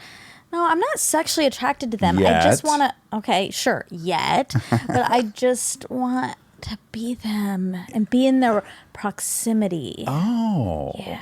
Oh, I understand. It's actually really hard for me to wrap my head around the fact that you Dated. Yes, like that is very Abstract. because they seem like mythical creatures to me. Sure. First of all, you even just ran into one. That would have been enough. Is already crazy. If I could have just confirmed they were here on planet Earth, Yeah. sharing the same time and space as us, that would have been It shattering would have been enough. crazy. Yeah. And then you dated, which is like not We kissed, computing. Monica. We No, you did kissed. not. Don't say that. My dreams are I going to hate be to- crazy hate tonight. to kiss and tell, but we kissed. Where did you meet? Well, the very first time I saw Ashley was at this outdoor. I can't even. It's so Barbecue? hazy. What? Like, I don't know why I was there. I don't know why she was there. But it was some kind of eventy type thing, and it was on a beach. And in fact, this is what I talked to her about the first time I actually then talked to her, which was she was with a boy who was a supermodel. Like, they were young at the time. Yeah. The dude was like 6'4", so James Purse? gorgeous, and a teen, so he doesn't even know. Like, Oh, he was a It was one of teen. these wonderful things where it's like he doesn't even realize that every full-grown man at this party is jealous of this boy. Yeah. Yeah, just gorgeous shoulders, broad, and so when I then met her a second time at a friend's party, Halloween party, Oh. and Cooper and I went, and I can't remember what I was dressed as, but I know Cooper was dressed as Tom Selleck as Magnum PI. Okay. And what was she dressed as? Hold on. Let me tell you more about Cooper. No, I want to He get... had on the tiny OP corduroy shorts, and he looked gorgeous in them. I couldn't believe how great his legs and ass looked in these shorts. Maybe I am in love with them because I don't care about the Bradley Cooper part of this story, but shockingly. I definitely want to know about the twins. Okay. Well, it wasn't the twins. It was just Ashley. Mary Kate wasn't at the party? She was not at the party. So she was with her friend. And then Cooper and I were among the only men that were dancing, as is often the case, which is why I always tell young men, if you want to meet co-eds, learn to dance. Right. Because you're gonna make yourself now, you've gotten rid of 95% of the competition. It's one of your big pieces of advice. Might be my primary piece of advice. Learn to dance. Only if you're a boy. Okay. And I remember among the first things we talked about was I was just like, where is that gorgeous fucking boyfriend I saw you with some years back? Yeah. And I just regaled her with my memory of how gorgeous that guy was. That was kind of the icebreaker. Right. Yeah. What does her voice sound like? 'Cause all I know it is, you got it, dude. But it's like, that's a kid's voice. Yeah, can you impersonate it? I can't. She got a Is cool it voice. rusty? It's a little raspy. It is? Yeah. I meant raspy. It's not rusty. She's still young, to my knowledge. Anywho, moving on. Okay. At what point does this get like a little stalkery of us? Well, exactly. I'm always in a compromised position. It's fine if, like, because I have my Brad Pitt obsession, and of course you could have your Ashley. Yeah, it's not my obsession. fault I'm dreaming about them. I know it's not. I know. I guess it's more me. I feel a little grody Just talking be a about little Axe. careful. Yeah, okay. But you're always saying the most flattering things. So. She's wonderful. I know She'll deliver when you guys are finally put together in the sim. I think it will happen because two things. One, it is so sim that of course you dated Right. someone who I want to be best friends with. Like that's like classic sim. Class textbook. Also, I have a history of willing people into my life. You do. Great track record. And I haven't had that experience in a while. It's about time. Well, it's because you've been so spoiled. Like Matt Damon was 5 minutes ago, but yeah. Well, and 3, you keep telling millions of people that you want to every week. That's how you will it, Rob. Don't tell me how to will, Rob. Rob, she wrote the book on willing it. I And she has know. one piece of advice for people. I have many It's pieces. not- But one is Will it. Can I will my dinner thing in Chicago? Oh, yeah. So, yeah, absolutely. Rob, you're going to Chicago and you can't get a reservation somewhere? It's all booked at Alinea. I'm gonna be The there. fuck it's booked. That's Rob, bullshit. this isn't the Rob, best way after to go this- about willing, no, listen. but No, it is. It is. First, he's pointing out how popular they are. Very esteemed place. Yeah, I love Alinea. Yeah, Alinea. Very hard to get into. very hard. I have never been, and it's on my life list. And Alinea, when are you there? What are your dates, Rob? I'm gonna be in the city the 11th through the 14th Of July.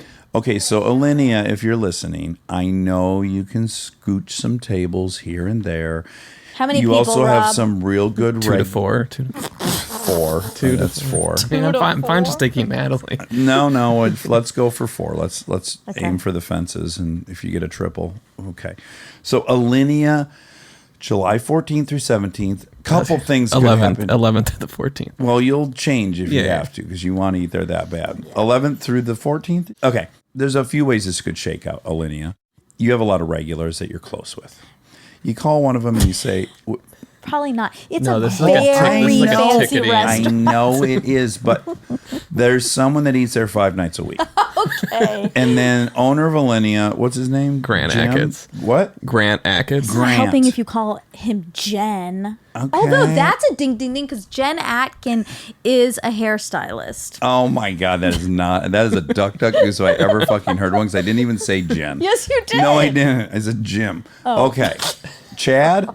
Grant. Oh boy. Oops. Cut that out. Rob, I Monica. told you this was a bad idea. Apparently. Keeping it Grant. in. I'm gonna get No, no, banned. no. I'm gonna go there. My picture's gonna be up. And I do not admit this crazy person. Grant, listen to me. I love you so much. you met him. I know. Yeah. No, he does not know. Shut. You guys are ruining this. Okay.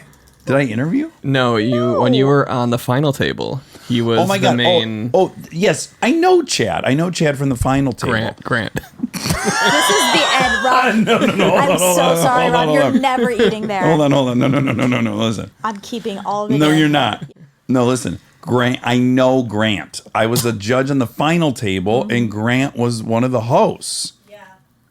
He was the guest chef for your episode. He was the guest chef for my episode. So, Grant, I love you, and we're friends. So, this is a solid. Okay, this is how it could work out.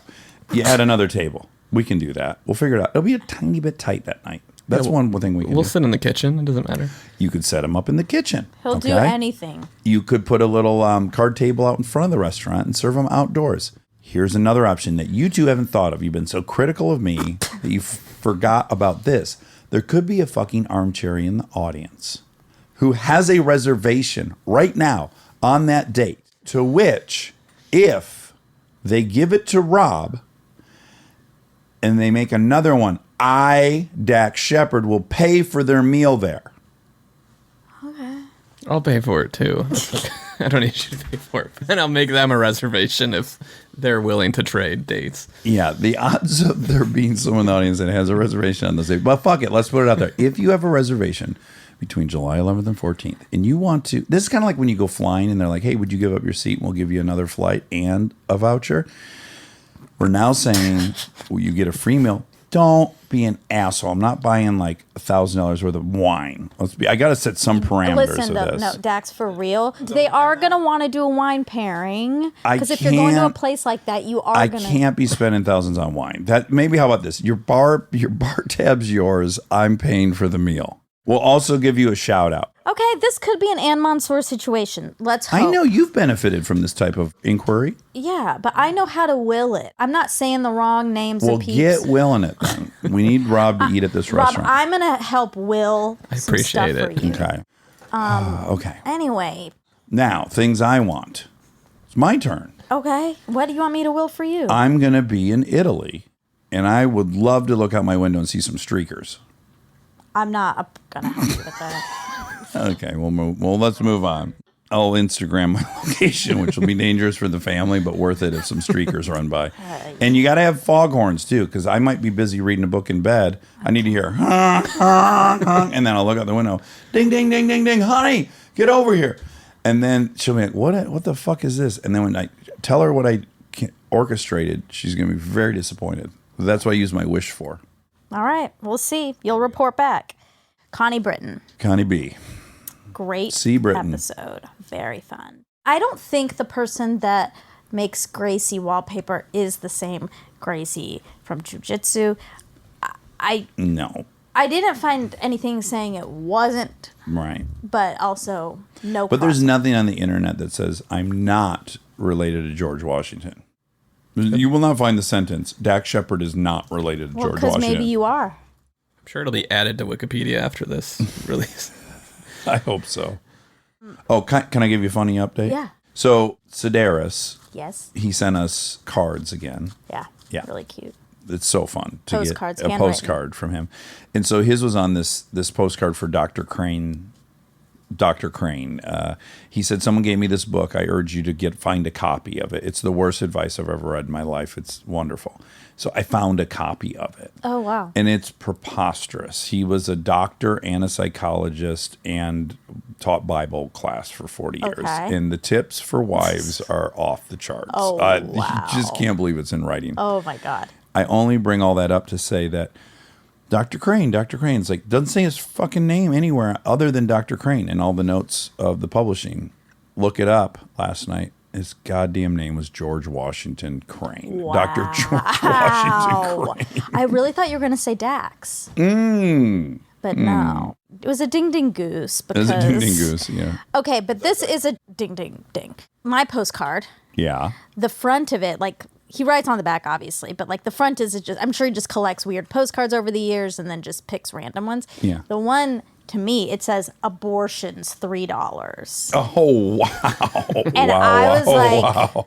when I got it, I didn't think anything of it. But then obviously I saw it sitting there on Friday and I was like, oh my ding.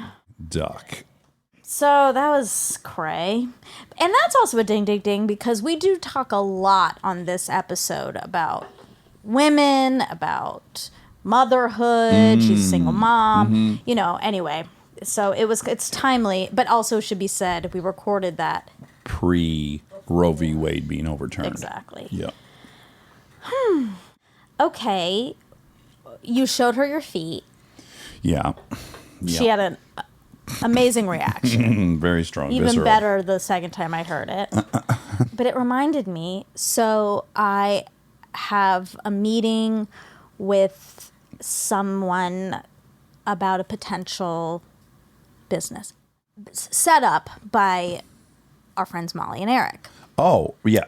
Eric, as you know, as is well established here, loves my feet. Oh, yeah, loves your feet. He has a feet fetish for my feet, and in general, but specifically mine. Yours are his favorite feet in the pod for sure. He scrubs them. He decalluses them. He uses puts a cheese lotion grater on on them. 'em. Yeah. So Molly sent out an email to connect us all, and it was Eric, Molly, this man, and me. And Molly says, I want to introduce you to our friend Monica. She has this idea, blah, blah, blah. And then he responds, also really nice, let's jump on a call. And then next email is from Eric. Oh, boy. And this is what it says. She is also very pretty with amazing breasts. Although I personally think the hottest part of her is her petite and well-proportioned and manicured feet, toes, and ankles. Maybe we should put pictures of her feet on the blank product. It made me laugh so hard. One more time. One more time. She is also very pretty with amazing breasts. Although I personally think the hottest part of her is her petite and well-proportioned and manicured feet, toes, and ankles. It was just, if you know Eric, you just know this is what he's... Yeah, that's what you signed up for. The responses are all laughs. Yeah, good. Nervous laughs. He was like, and there goes Eric, ...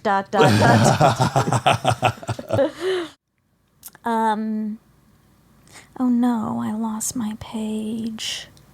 Connie.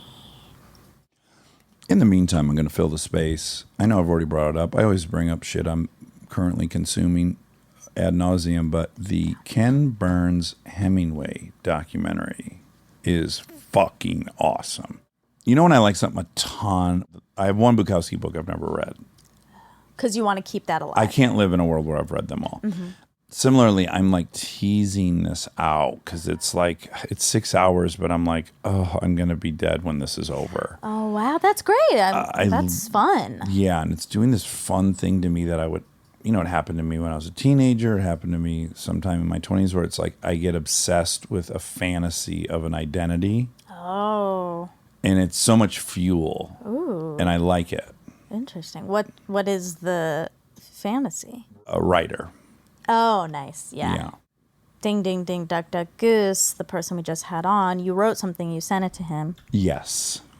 And that's a big deal because this is a big deal person. Mm-hmm. You were supposed to send it to me, but you didn't. Because... Or you said you were going to send it to me. I did say that. And I've been thinking about it. Yeah. It's in this, can't figure out what version it is. And of course, I want it to be brilliant when you read it. Oh, I see. You don't feel like you're ready for me to read it because it's not but I'll done send it yet. to you. I'll send it you to don't, you. You don't have to. I want you to be fully I'll send it to you. I'll send it to you. It's sent. I like the way you write. I'd love to read it. Thank you. I'm also feeling really itchy to write. Are you? Mm-hmm. Good. You're a great writer, and you should write all the time. I love writing. I wrote in like a journal a little bit one day. I was supposed to do it daily, and I did it one day last week, and it felt really good. Well, the part of Hemingway's life that appeals to me so much is he was just ironclad with his routine. So he woke up at, he tried to start writing before the sun came up. Yeah. And he wrote till noon. And then the rest of the day was getting drunk and having fun. Yeah. Fishing, playing with his kids, going to the bar. Yeah. And so I wasn't the type of alcoholic, unfortunately, that could maintain a schedule like that. But that would be the dream for me. Is I'm super responsible and I'm proud of myself. And then I get to celebrate and completely lose myself. Yeah. I like the pattern of that. But it occurred But to he me. killed himself. He did kill himself, yeah, So as his father did. It didn't. Well, he's a very complex dude. I mean, he clearly had really, really bad depression. Yeah. You know, aside from the drinking. But what occurred to me is that I have so many hobbies. Like, I can party from noon till nighttime without drinking. Yeah, you can have fun and do. Yeah, Yeah. I actually have more fun when I know I've done something productive. And I was just like, I want to somehow construct that schedule for myself in a dream world. Well, we can start recording at 9 a.m. No, we have to, like 5. No, but I want to write like early, and I want to work, and then I want to like, I don't know. You're not going to like mine. It's going to be triggering because you're going to be nervous I'm moving away. Okay. But here's my current fantasy. I wake up early, and I sit directly in front of the lake, and I write for like 6 hours. That's nice. And then I work out, and then I play. I swim. Without me. Well, you can come. But I'll be living there. In You're going to Atlanta? move as soon as I move in. No, I'm not. Okay. Don't be fatalistic. Well, I'm scared. I'm just telling you what my fantasy is. I know. I want to write in front of a lake in the mornings, and then work out, and then do this. You can move when you're 60. Okay. Because then we'll have 10 years. A little over 10 years. 13, that'd be. A little Jesus over. A little Christ. over. A little Right, over right, 10 right. years together to do this. Yeah, okay, great. Okay, the true crime lady that I was thinking of was Nancy Grace. Oh, right. I know And Nancy I could Grace. not put a name A little to it. abrasive. Yeah. Yeah. Stephanie, you kept thinking, Samantha Power. Right. It always makes me think of this woman who is a financial guru, and she had spiky white hair. I know, I don't know who you're talking about, but Stephanie Powers, you kept saying Stephanie Powers, that's an actress, and she was in Heart to Heart. Oh, great. Are you thinking Susan Powter? Oh, let me see. She's Powter. yeah. She's an Australian motivational speaker. Oh no, it's fucking trying to make me subscribe. That's her. That is her. Thank you. It's not even Power. I just googled financial guru with spiky white hair. Oh, she was on Fresh Prince of Bel-Air. She was an actress and a financial? She was so famous that I think she must have just been a guest. Oh. Yeah. Okay. Oh, this was very interesting. Hyenas clitorises. Oh, yeah. Okay, I'm going to read about some hyenas. Oh, good. Unlike most other mammals, spotted hyenas live in matriarchal societies led by alpha females. That's what you had said. In these clans throughout sub-Saharan Africa, females do the majority of the hunting, dictate the social structure, and raise cubs as single mothers. Because most males in clans join from other groups, the highest-ranking male in the group is often subservient to the most junior female. Male spotted hyenas have also evolved to be smaller than females. But there's one aspect of the spotted hyena matriarchy that appears alarmingly misogynistic at first glance. Look between a lady hyena's back legs, with her permission, and you'll find a thick phallic structure complete with a false scrotum and testes. This is the pseudopenis, a structure so convincing that for years researchers wondered if spotted hyenas were hermaphrodites. While there are several other species, including elephants, where females have pseudophalluses, those of spotted hyenas are a true feat in mimicry, nearly indistinguishable from the male penis in both length and girth. It's not just a slight masculinization, says biologist Karen Bonder. We're seeing the entire reproductive system being dominated. The internal plumbing remains the same, however, which means that females must urinate through the pseudopenis. They must have sex through the pseudopenis. They must even give birth through the pseudopenis. And though it remains flaccid during these acts, the latter two ordeals are just as complicated and painful as they sound. These ladies push multiple 3-pound cubs through a fake penis. Yikes. You know, another random fact about hyenas. What would you guess is their closest living relative? This is very Elephant. duck, duck, goose. I like that guess, but that's not it. You know the Whale, blue well, whale. hold on. You know the elephant's closest living relative, the hyrax, the teeny little rodent that lives on top of the rock outcroppings, and they have testicles on their back like an elephant does. Wow. Yeah. Okay, what is the hyena? The giraffe. Oh my gosh, crazy. You know, you can see it though because their front legs are so much taller than their rear legs, and they're at an angle. Their spine's at like a grade. Weird. Isn't that freaky? That is freak. But I don't know any pseudopenises in giraffes. I would think we would have heard about it. Yeah. Because they're a popular animal. I've seen an extended giraffe penis out in the wild. How big? Feet long, Wow. like 4 feet. 4 feet? Yeah. Not 4 feet. 4 feet is almost as tall as me. Type in how long's a giraffe's penis. Type it in, Rob. Keep your search clean, I guess. Erect. I guess you have to say erect. Well, this is 77 centimeters when flaccid. 77 centimeters. How many I don't know what the feet fuck a is centimeter is. That is 30 inches. 30 inches. Flaccid. That's over 2 feet. That's almost 3 feet. 3 feet, yeah. Flaccid. Wow. And I saw one engorged. What? I saw one engorged. Huh. An erect penis is 4 feet long. Wow. Good job. You were right. I was wrong. Oh, Good job. It looked like a Monica hanging off. Ew. What? That's disgusting. It's kind of hot. I don't think it is. I don't think it is. A 4-foot penis. Okay. I guess I'm obsessed with the phallus. Do you think so? Good take. We don't need another. Let's move on. That's lunch. Great. Thanks for getting us to lunch. Okay, a potter wasp. This is a ding ding ding because we do an episode on wasps coming up. Yep. Get excited. These wasps live for 22 days. That's just too short. It's really small. It's really a small amount of time. Oof. It's as small as the erect giraffe penis is long. That's right. As they like to say. Yep. That's an age-old Classic axiom. proverb. Yes, yes. Okay. I looked up ovary size. Oh, hit me. The egg size matters in conceiving because it has to be of the right size for fertility. The minimum egg size to get pregnant is 18 to 20 millimeters. Okay. Otherwise, the normal egg size is 22 to 24 millimeters. And as I recall, yours are 48 millimeters. 48 inches. Inches. Yeah. So 120 milliliters. Yeah, they also hold a lot of water. So the milliliters, you know, they hold a lot of yolk. Okay, does the praying mantis female eat the male after mating?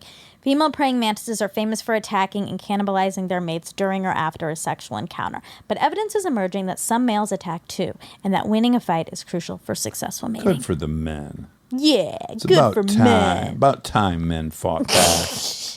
That's all for us. Hmm. Yeah. This is the end. My only friend, the end. That's sad. What's the Doors? You know that song? It's as long as a giraffe's dick. It's so long. It is the song? Could you get a runtime on that for us, Rob? Rob's like, you know when you those all those movies where there's spies?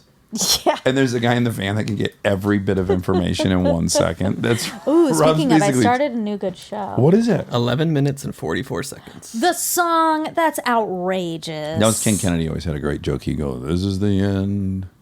Only 9 minutes left to the end." What's the show? I want to watch. It's called The Old Man. It's Ooh, on I love that. Start It's watching so it too. good. I saw it and I really wanted to watch it, but I wanted to wait till there was like 3. I was There's like, been There's 3 now. I watched it all on Saturday. It's really good. Okay, so we have one more thing before we go. "Don't go. Don't go. Don't leave. We have prompts." We have new prompts for August. AAAA, AAA, Armchair Anonymous August. Here are the exciting prompts. This is by popular demand, by the way, because we floated this on Scams, Poop in Your Panties. And people were just, I saw more comments about, please let me tell you about. So, okay, so we're going to narrow it down, but rest assured, if you like shit your pants while you're flying an airplane, that's coming. Okay? Don't worry, it's all coming. It's all coming. Well, actually, this one, that would qualify for this one. If you were flying the airplane and you were under the employ of somebody, because it's work. Okay, first prompt. Tell us about an untimely, unauthorized evacuation in your pants while on the job or at work. Yep. I thought I worded that one really delicately. Did you? Unauthorized. It was beautiful. Thank it was you. Poetry. Thank you. Okay, that's number 1. Number 2, tell us about the most awkward moment when you were interrupted mid-coitus. Yes. Wow, that's going to be tasty. And I was going to say get creative, but don't can't get creative. Get truthful. Be honest. That But means sex. I mean sex. Yeah, Coitus. but Every listener of Armchair Expert is knowledgeable in that term, I would think. I'm just worried that it's all going to be kids walking in. That's my fear. That's a good fear. I'll express my fear. That's a good fear. Yeah, so if your kid walked in, I mean, there better be a really good punchline. Not to set the bar too high. Right. Oh, do you remember that great viral video? Is a kid coming, he's talking about having heard his parents have sex. God. And he goes, yeah, mommy was like, and daddy was like, I forget what daddy said. And then they auto-tuned it into this incredible song. In fact, Rob, could you find that song? But tell us about the craziest thing you've witnessed at a wedding. We're talking cold feet. We're talking someone standing up and objecting. Yeah, a death, a fist fight. That's right. A lottery winner. Oh my God. Can Could be anything. positive. Of course. Yeah. God, that makes me want to know if anyone's ever hooked up with one of the Oh my God, bride or just married. groom? Yes, Wow. that night. If You know you've what done happens? That, please write in. Yes. Okay. Tell us about a time you stole something. This was, I like this one. Remember, we can keep everyone anonymous. Yeah, you can stay anonymous. Also, statute of limitations on most thefts are pretty short. Yeah. Have you stolen much stuff? Nothing. Bunch of. Oh, you have? No, I'm sorry. I was just shocked at the way you said that. Oh. Well, no, I've stolen, unfortunately. Well, I stole that person's cookies. Oh, in early first grade. on. Yeah. First grade. That was it. That was formative, though, because I've heard about it a bunch of times. It didn't go over well, so I guess I learned that's not for me. That was the last time you stole something. I haven't done it. Rob, have you stolen things? I was really young. What'd you take? I think I took a DVD from the library once. Oh, you could have just checked it out, probably, Rob. For Is that free. even theft? Yeah, Maybe it's that you didn't return it. I probably returned it too. I just wanted it longer than they would have given me it. Oh, boy. You know, I stole stuff, but I will say, this is one of the rare, really cool things my dad modeled in front of me. So we went to the hardware store. We're inside, bought a bunch of shit. He paid for it. We're walking out, and we had a dog at the time, and there was a bunch of bags of dog food out in front of the store. And it was kind of like, oh, shit, I forgot to get the dog food, buy dog food. So he just threw a bag over his shoulder. Oh. We got all the way to the car. None of this was a performance for me. He didn't really give a fuck. And then he stopped.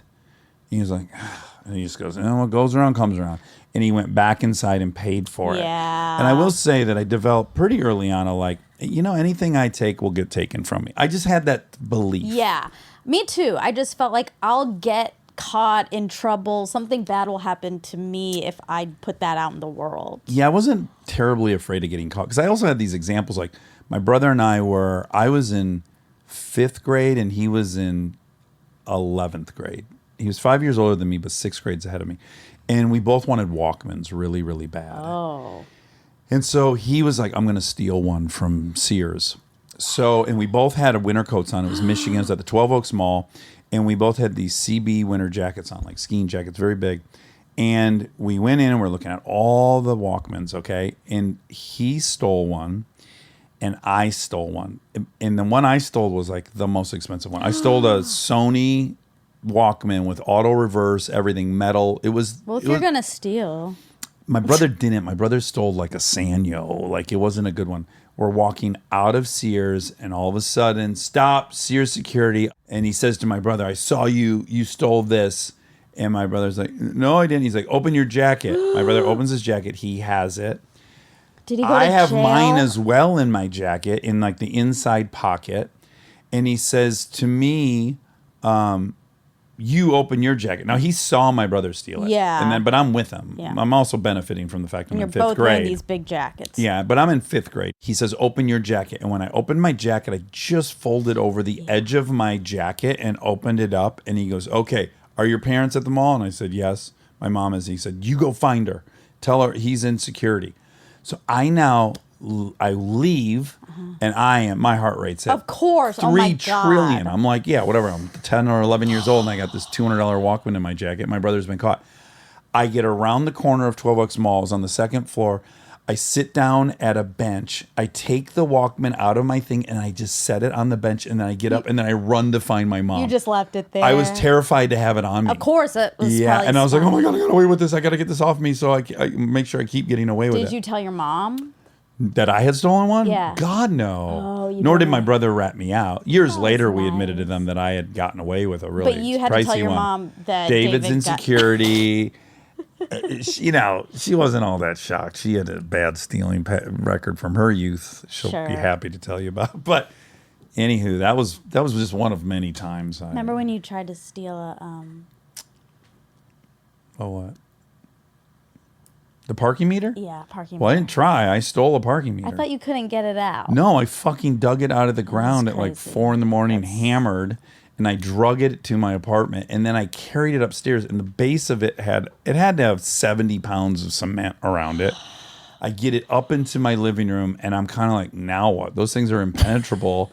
I finally go into the bedroom, pass out, and I wake up in the morning, and Bree goes, what is in the living room? Yeah. Also, there's a mud trail directly from where you dug it my dug it God. out to our door. She had swept up the dirt off the stairs. Oh my gosh. Yeah.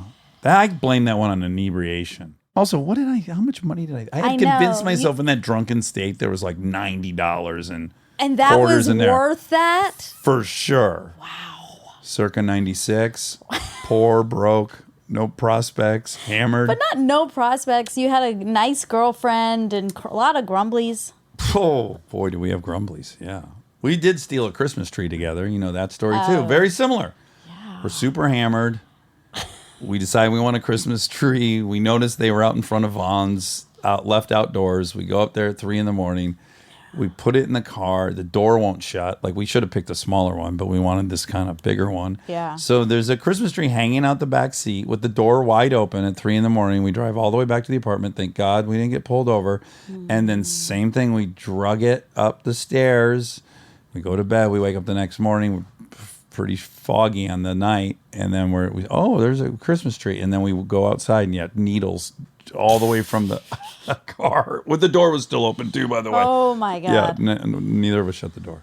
Okay, well, there was a couple freebies. Yeah, there you go. Okay. So, again, tell us about untimely, unauthorized evacuation in your pants while on the job or work. Tell us about the most awkward moment you were interrupted mid-coitus. Tell us about the craziest thing you've witnessed at a wedding. Or tell us about a time you stole something. Okay. Get on it. Get on our website. Who you said was naked? Daddy and Mommy. Here we go. What happened?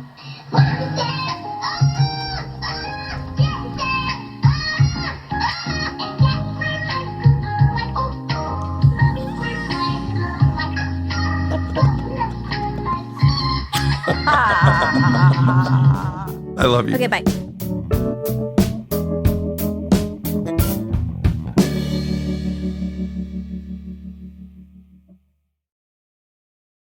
We are supported by Allstate. Checking Allstate first could save you hundreds on car insurance. Not checking your gas gauge before hitting the road?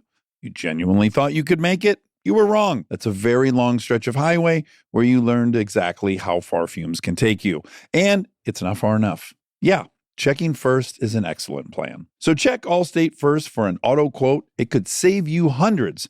And for fast, reliable help when you need it, add an Allstate roadside plan today. You're in good hands with Allstate. Potential savings vary. Insurance and roadside assistance plans are subject to terms, conditions, and availability. Insurance provided by Allstate North American Insurance Company, Northbrook, Illinois. Roadside assistance plans provided by Allstate Motor Club, Incorporated, an Allstate affiliate.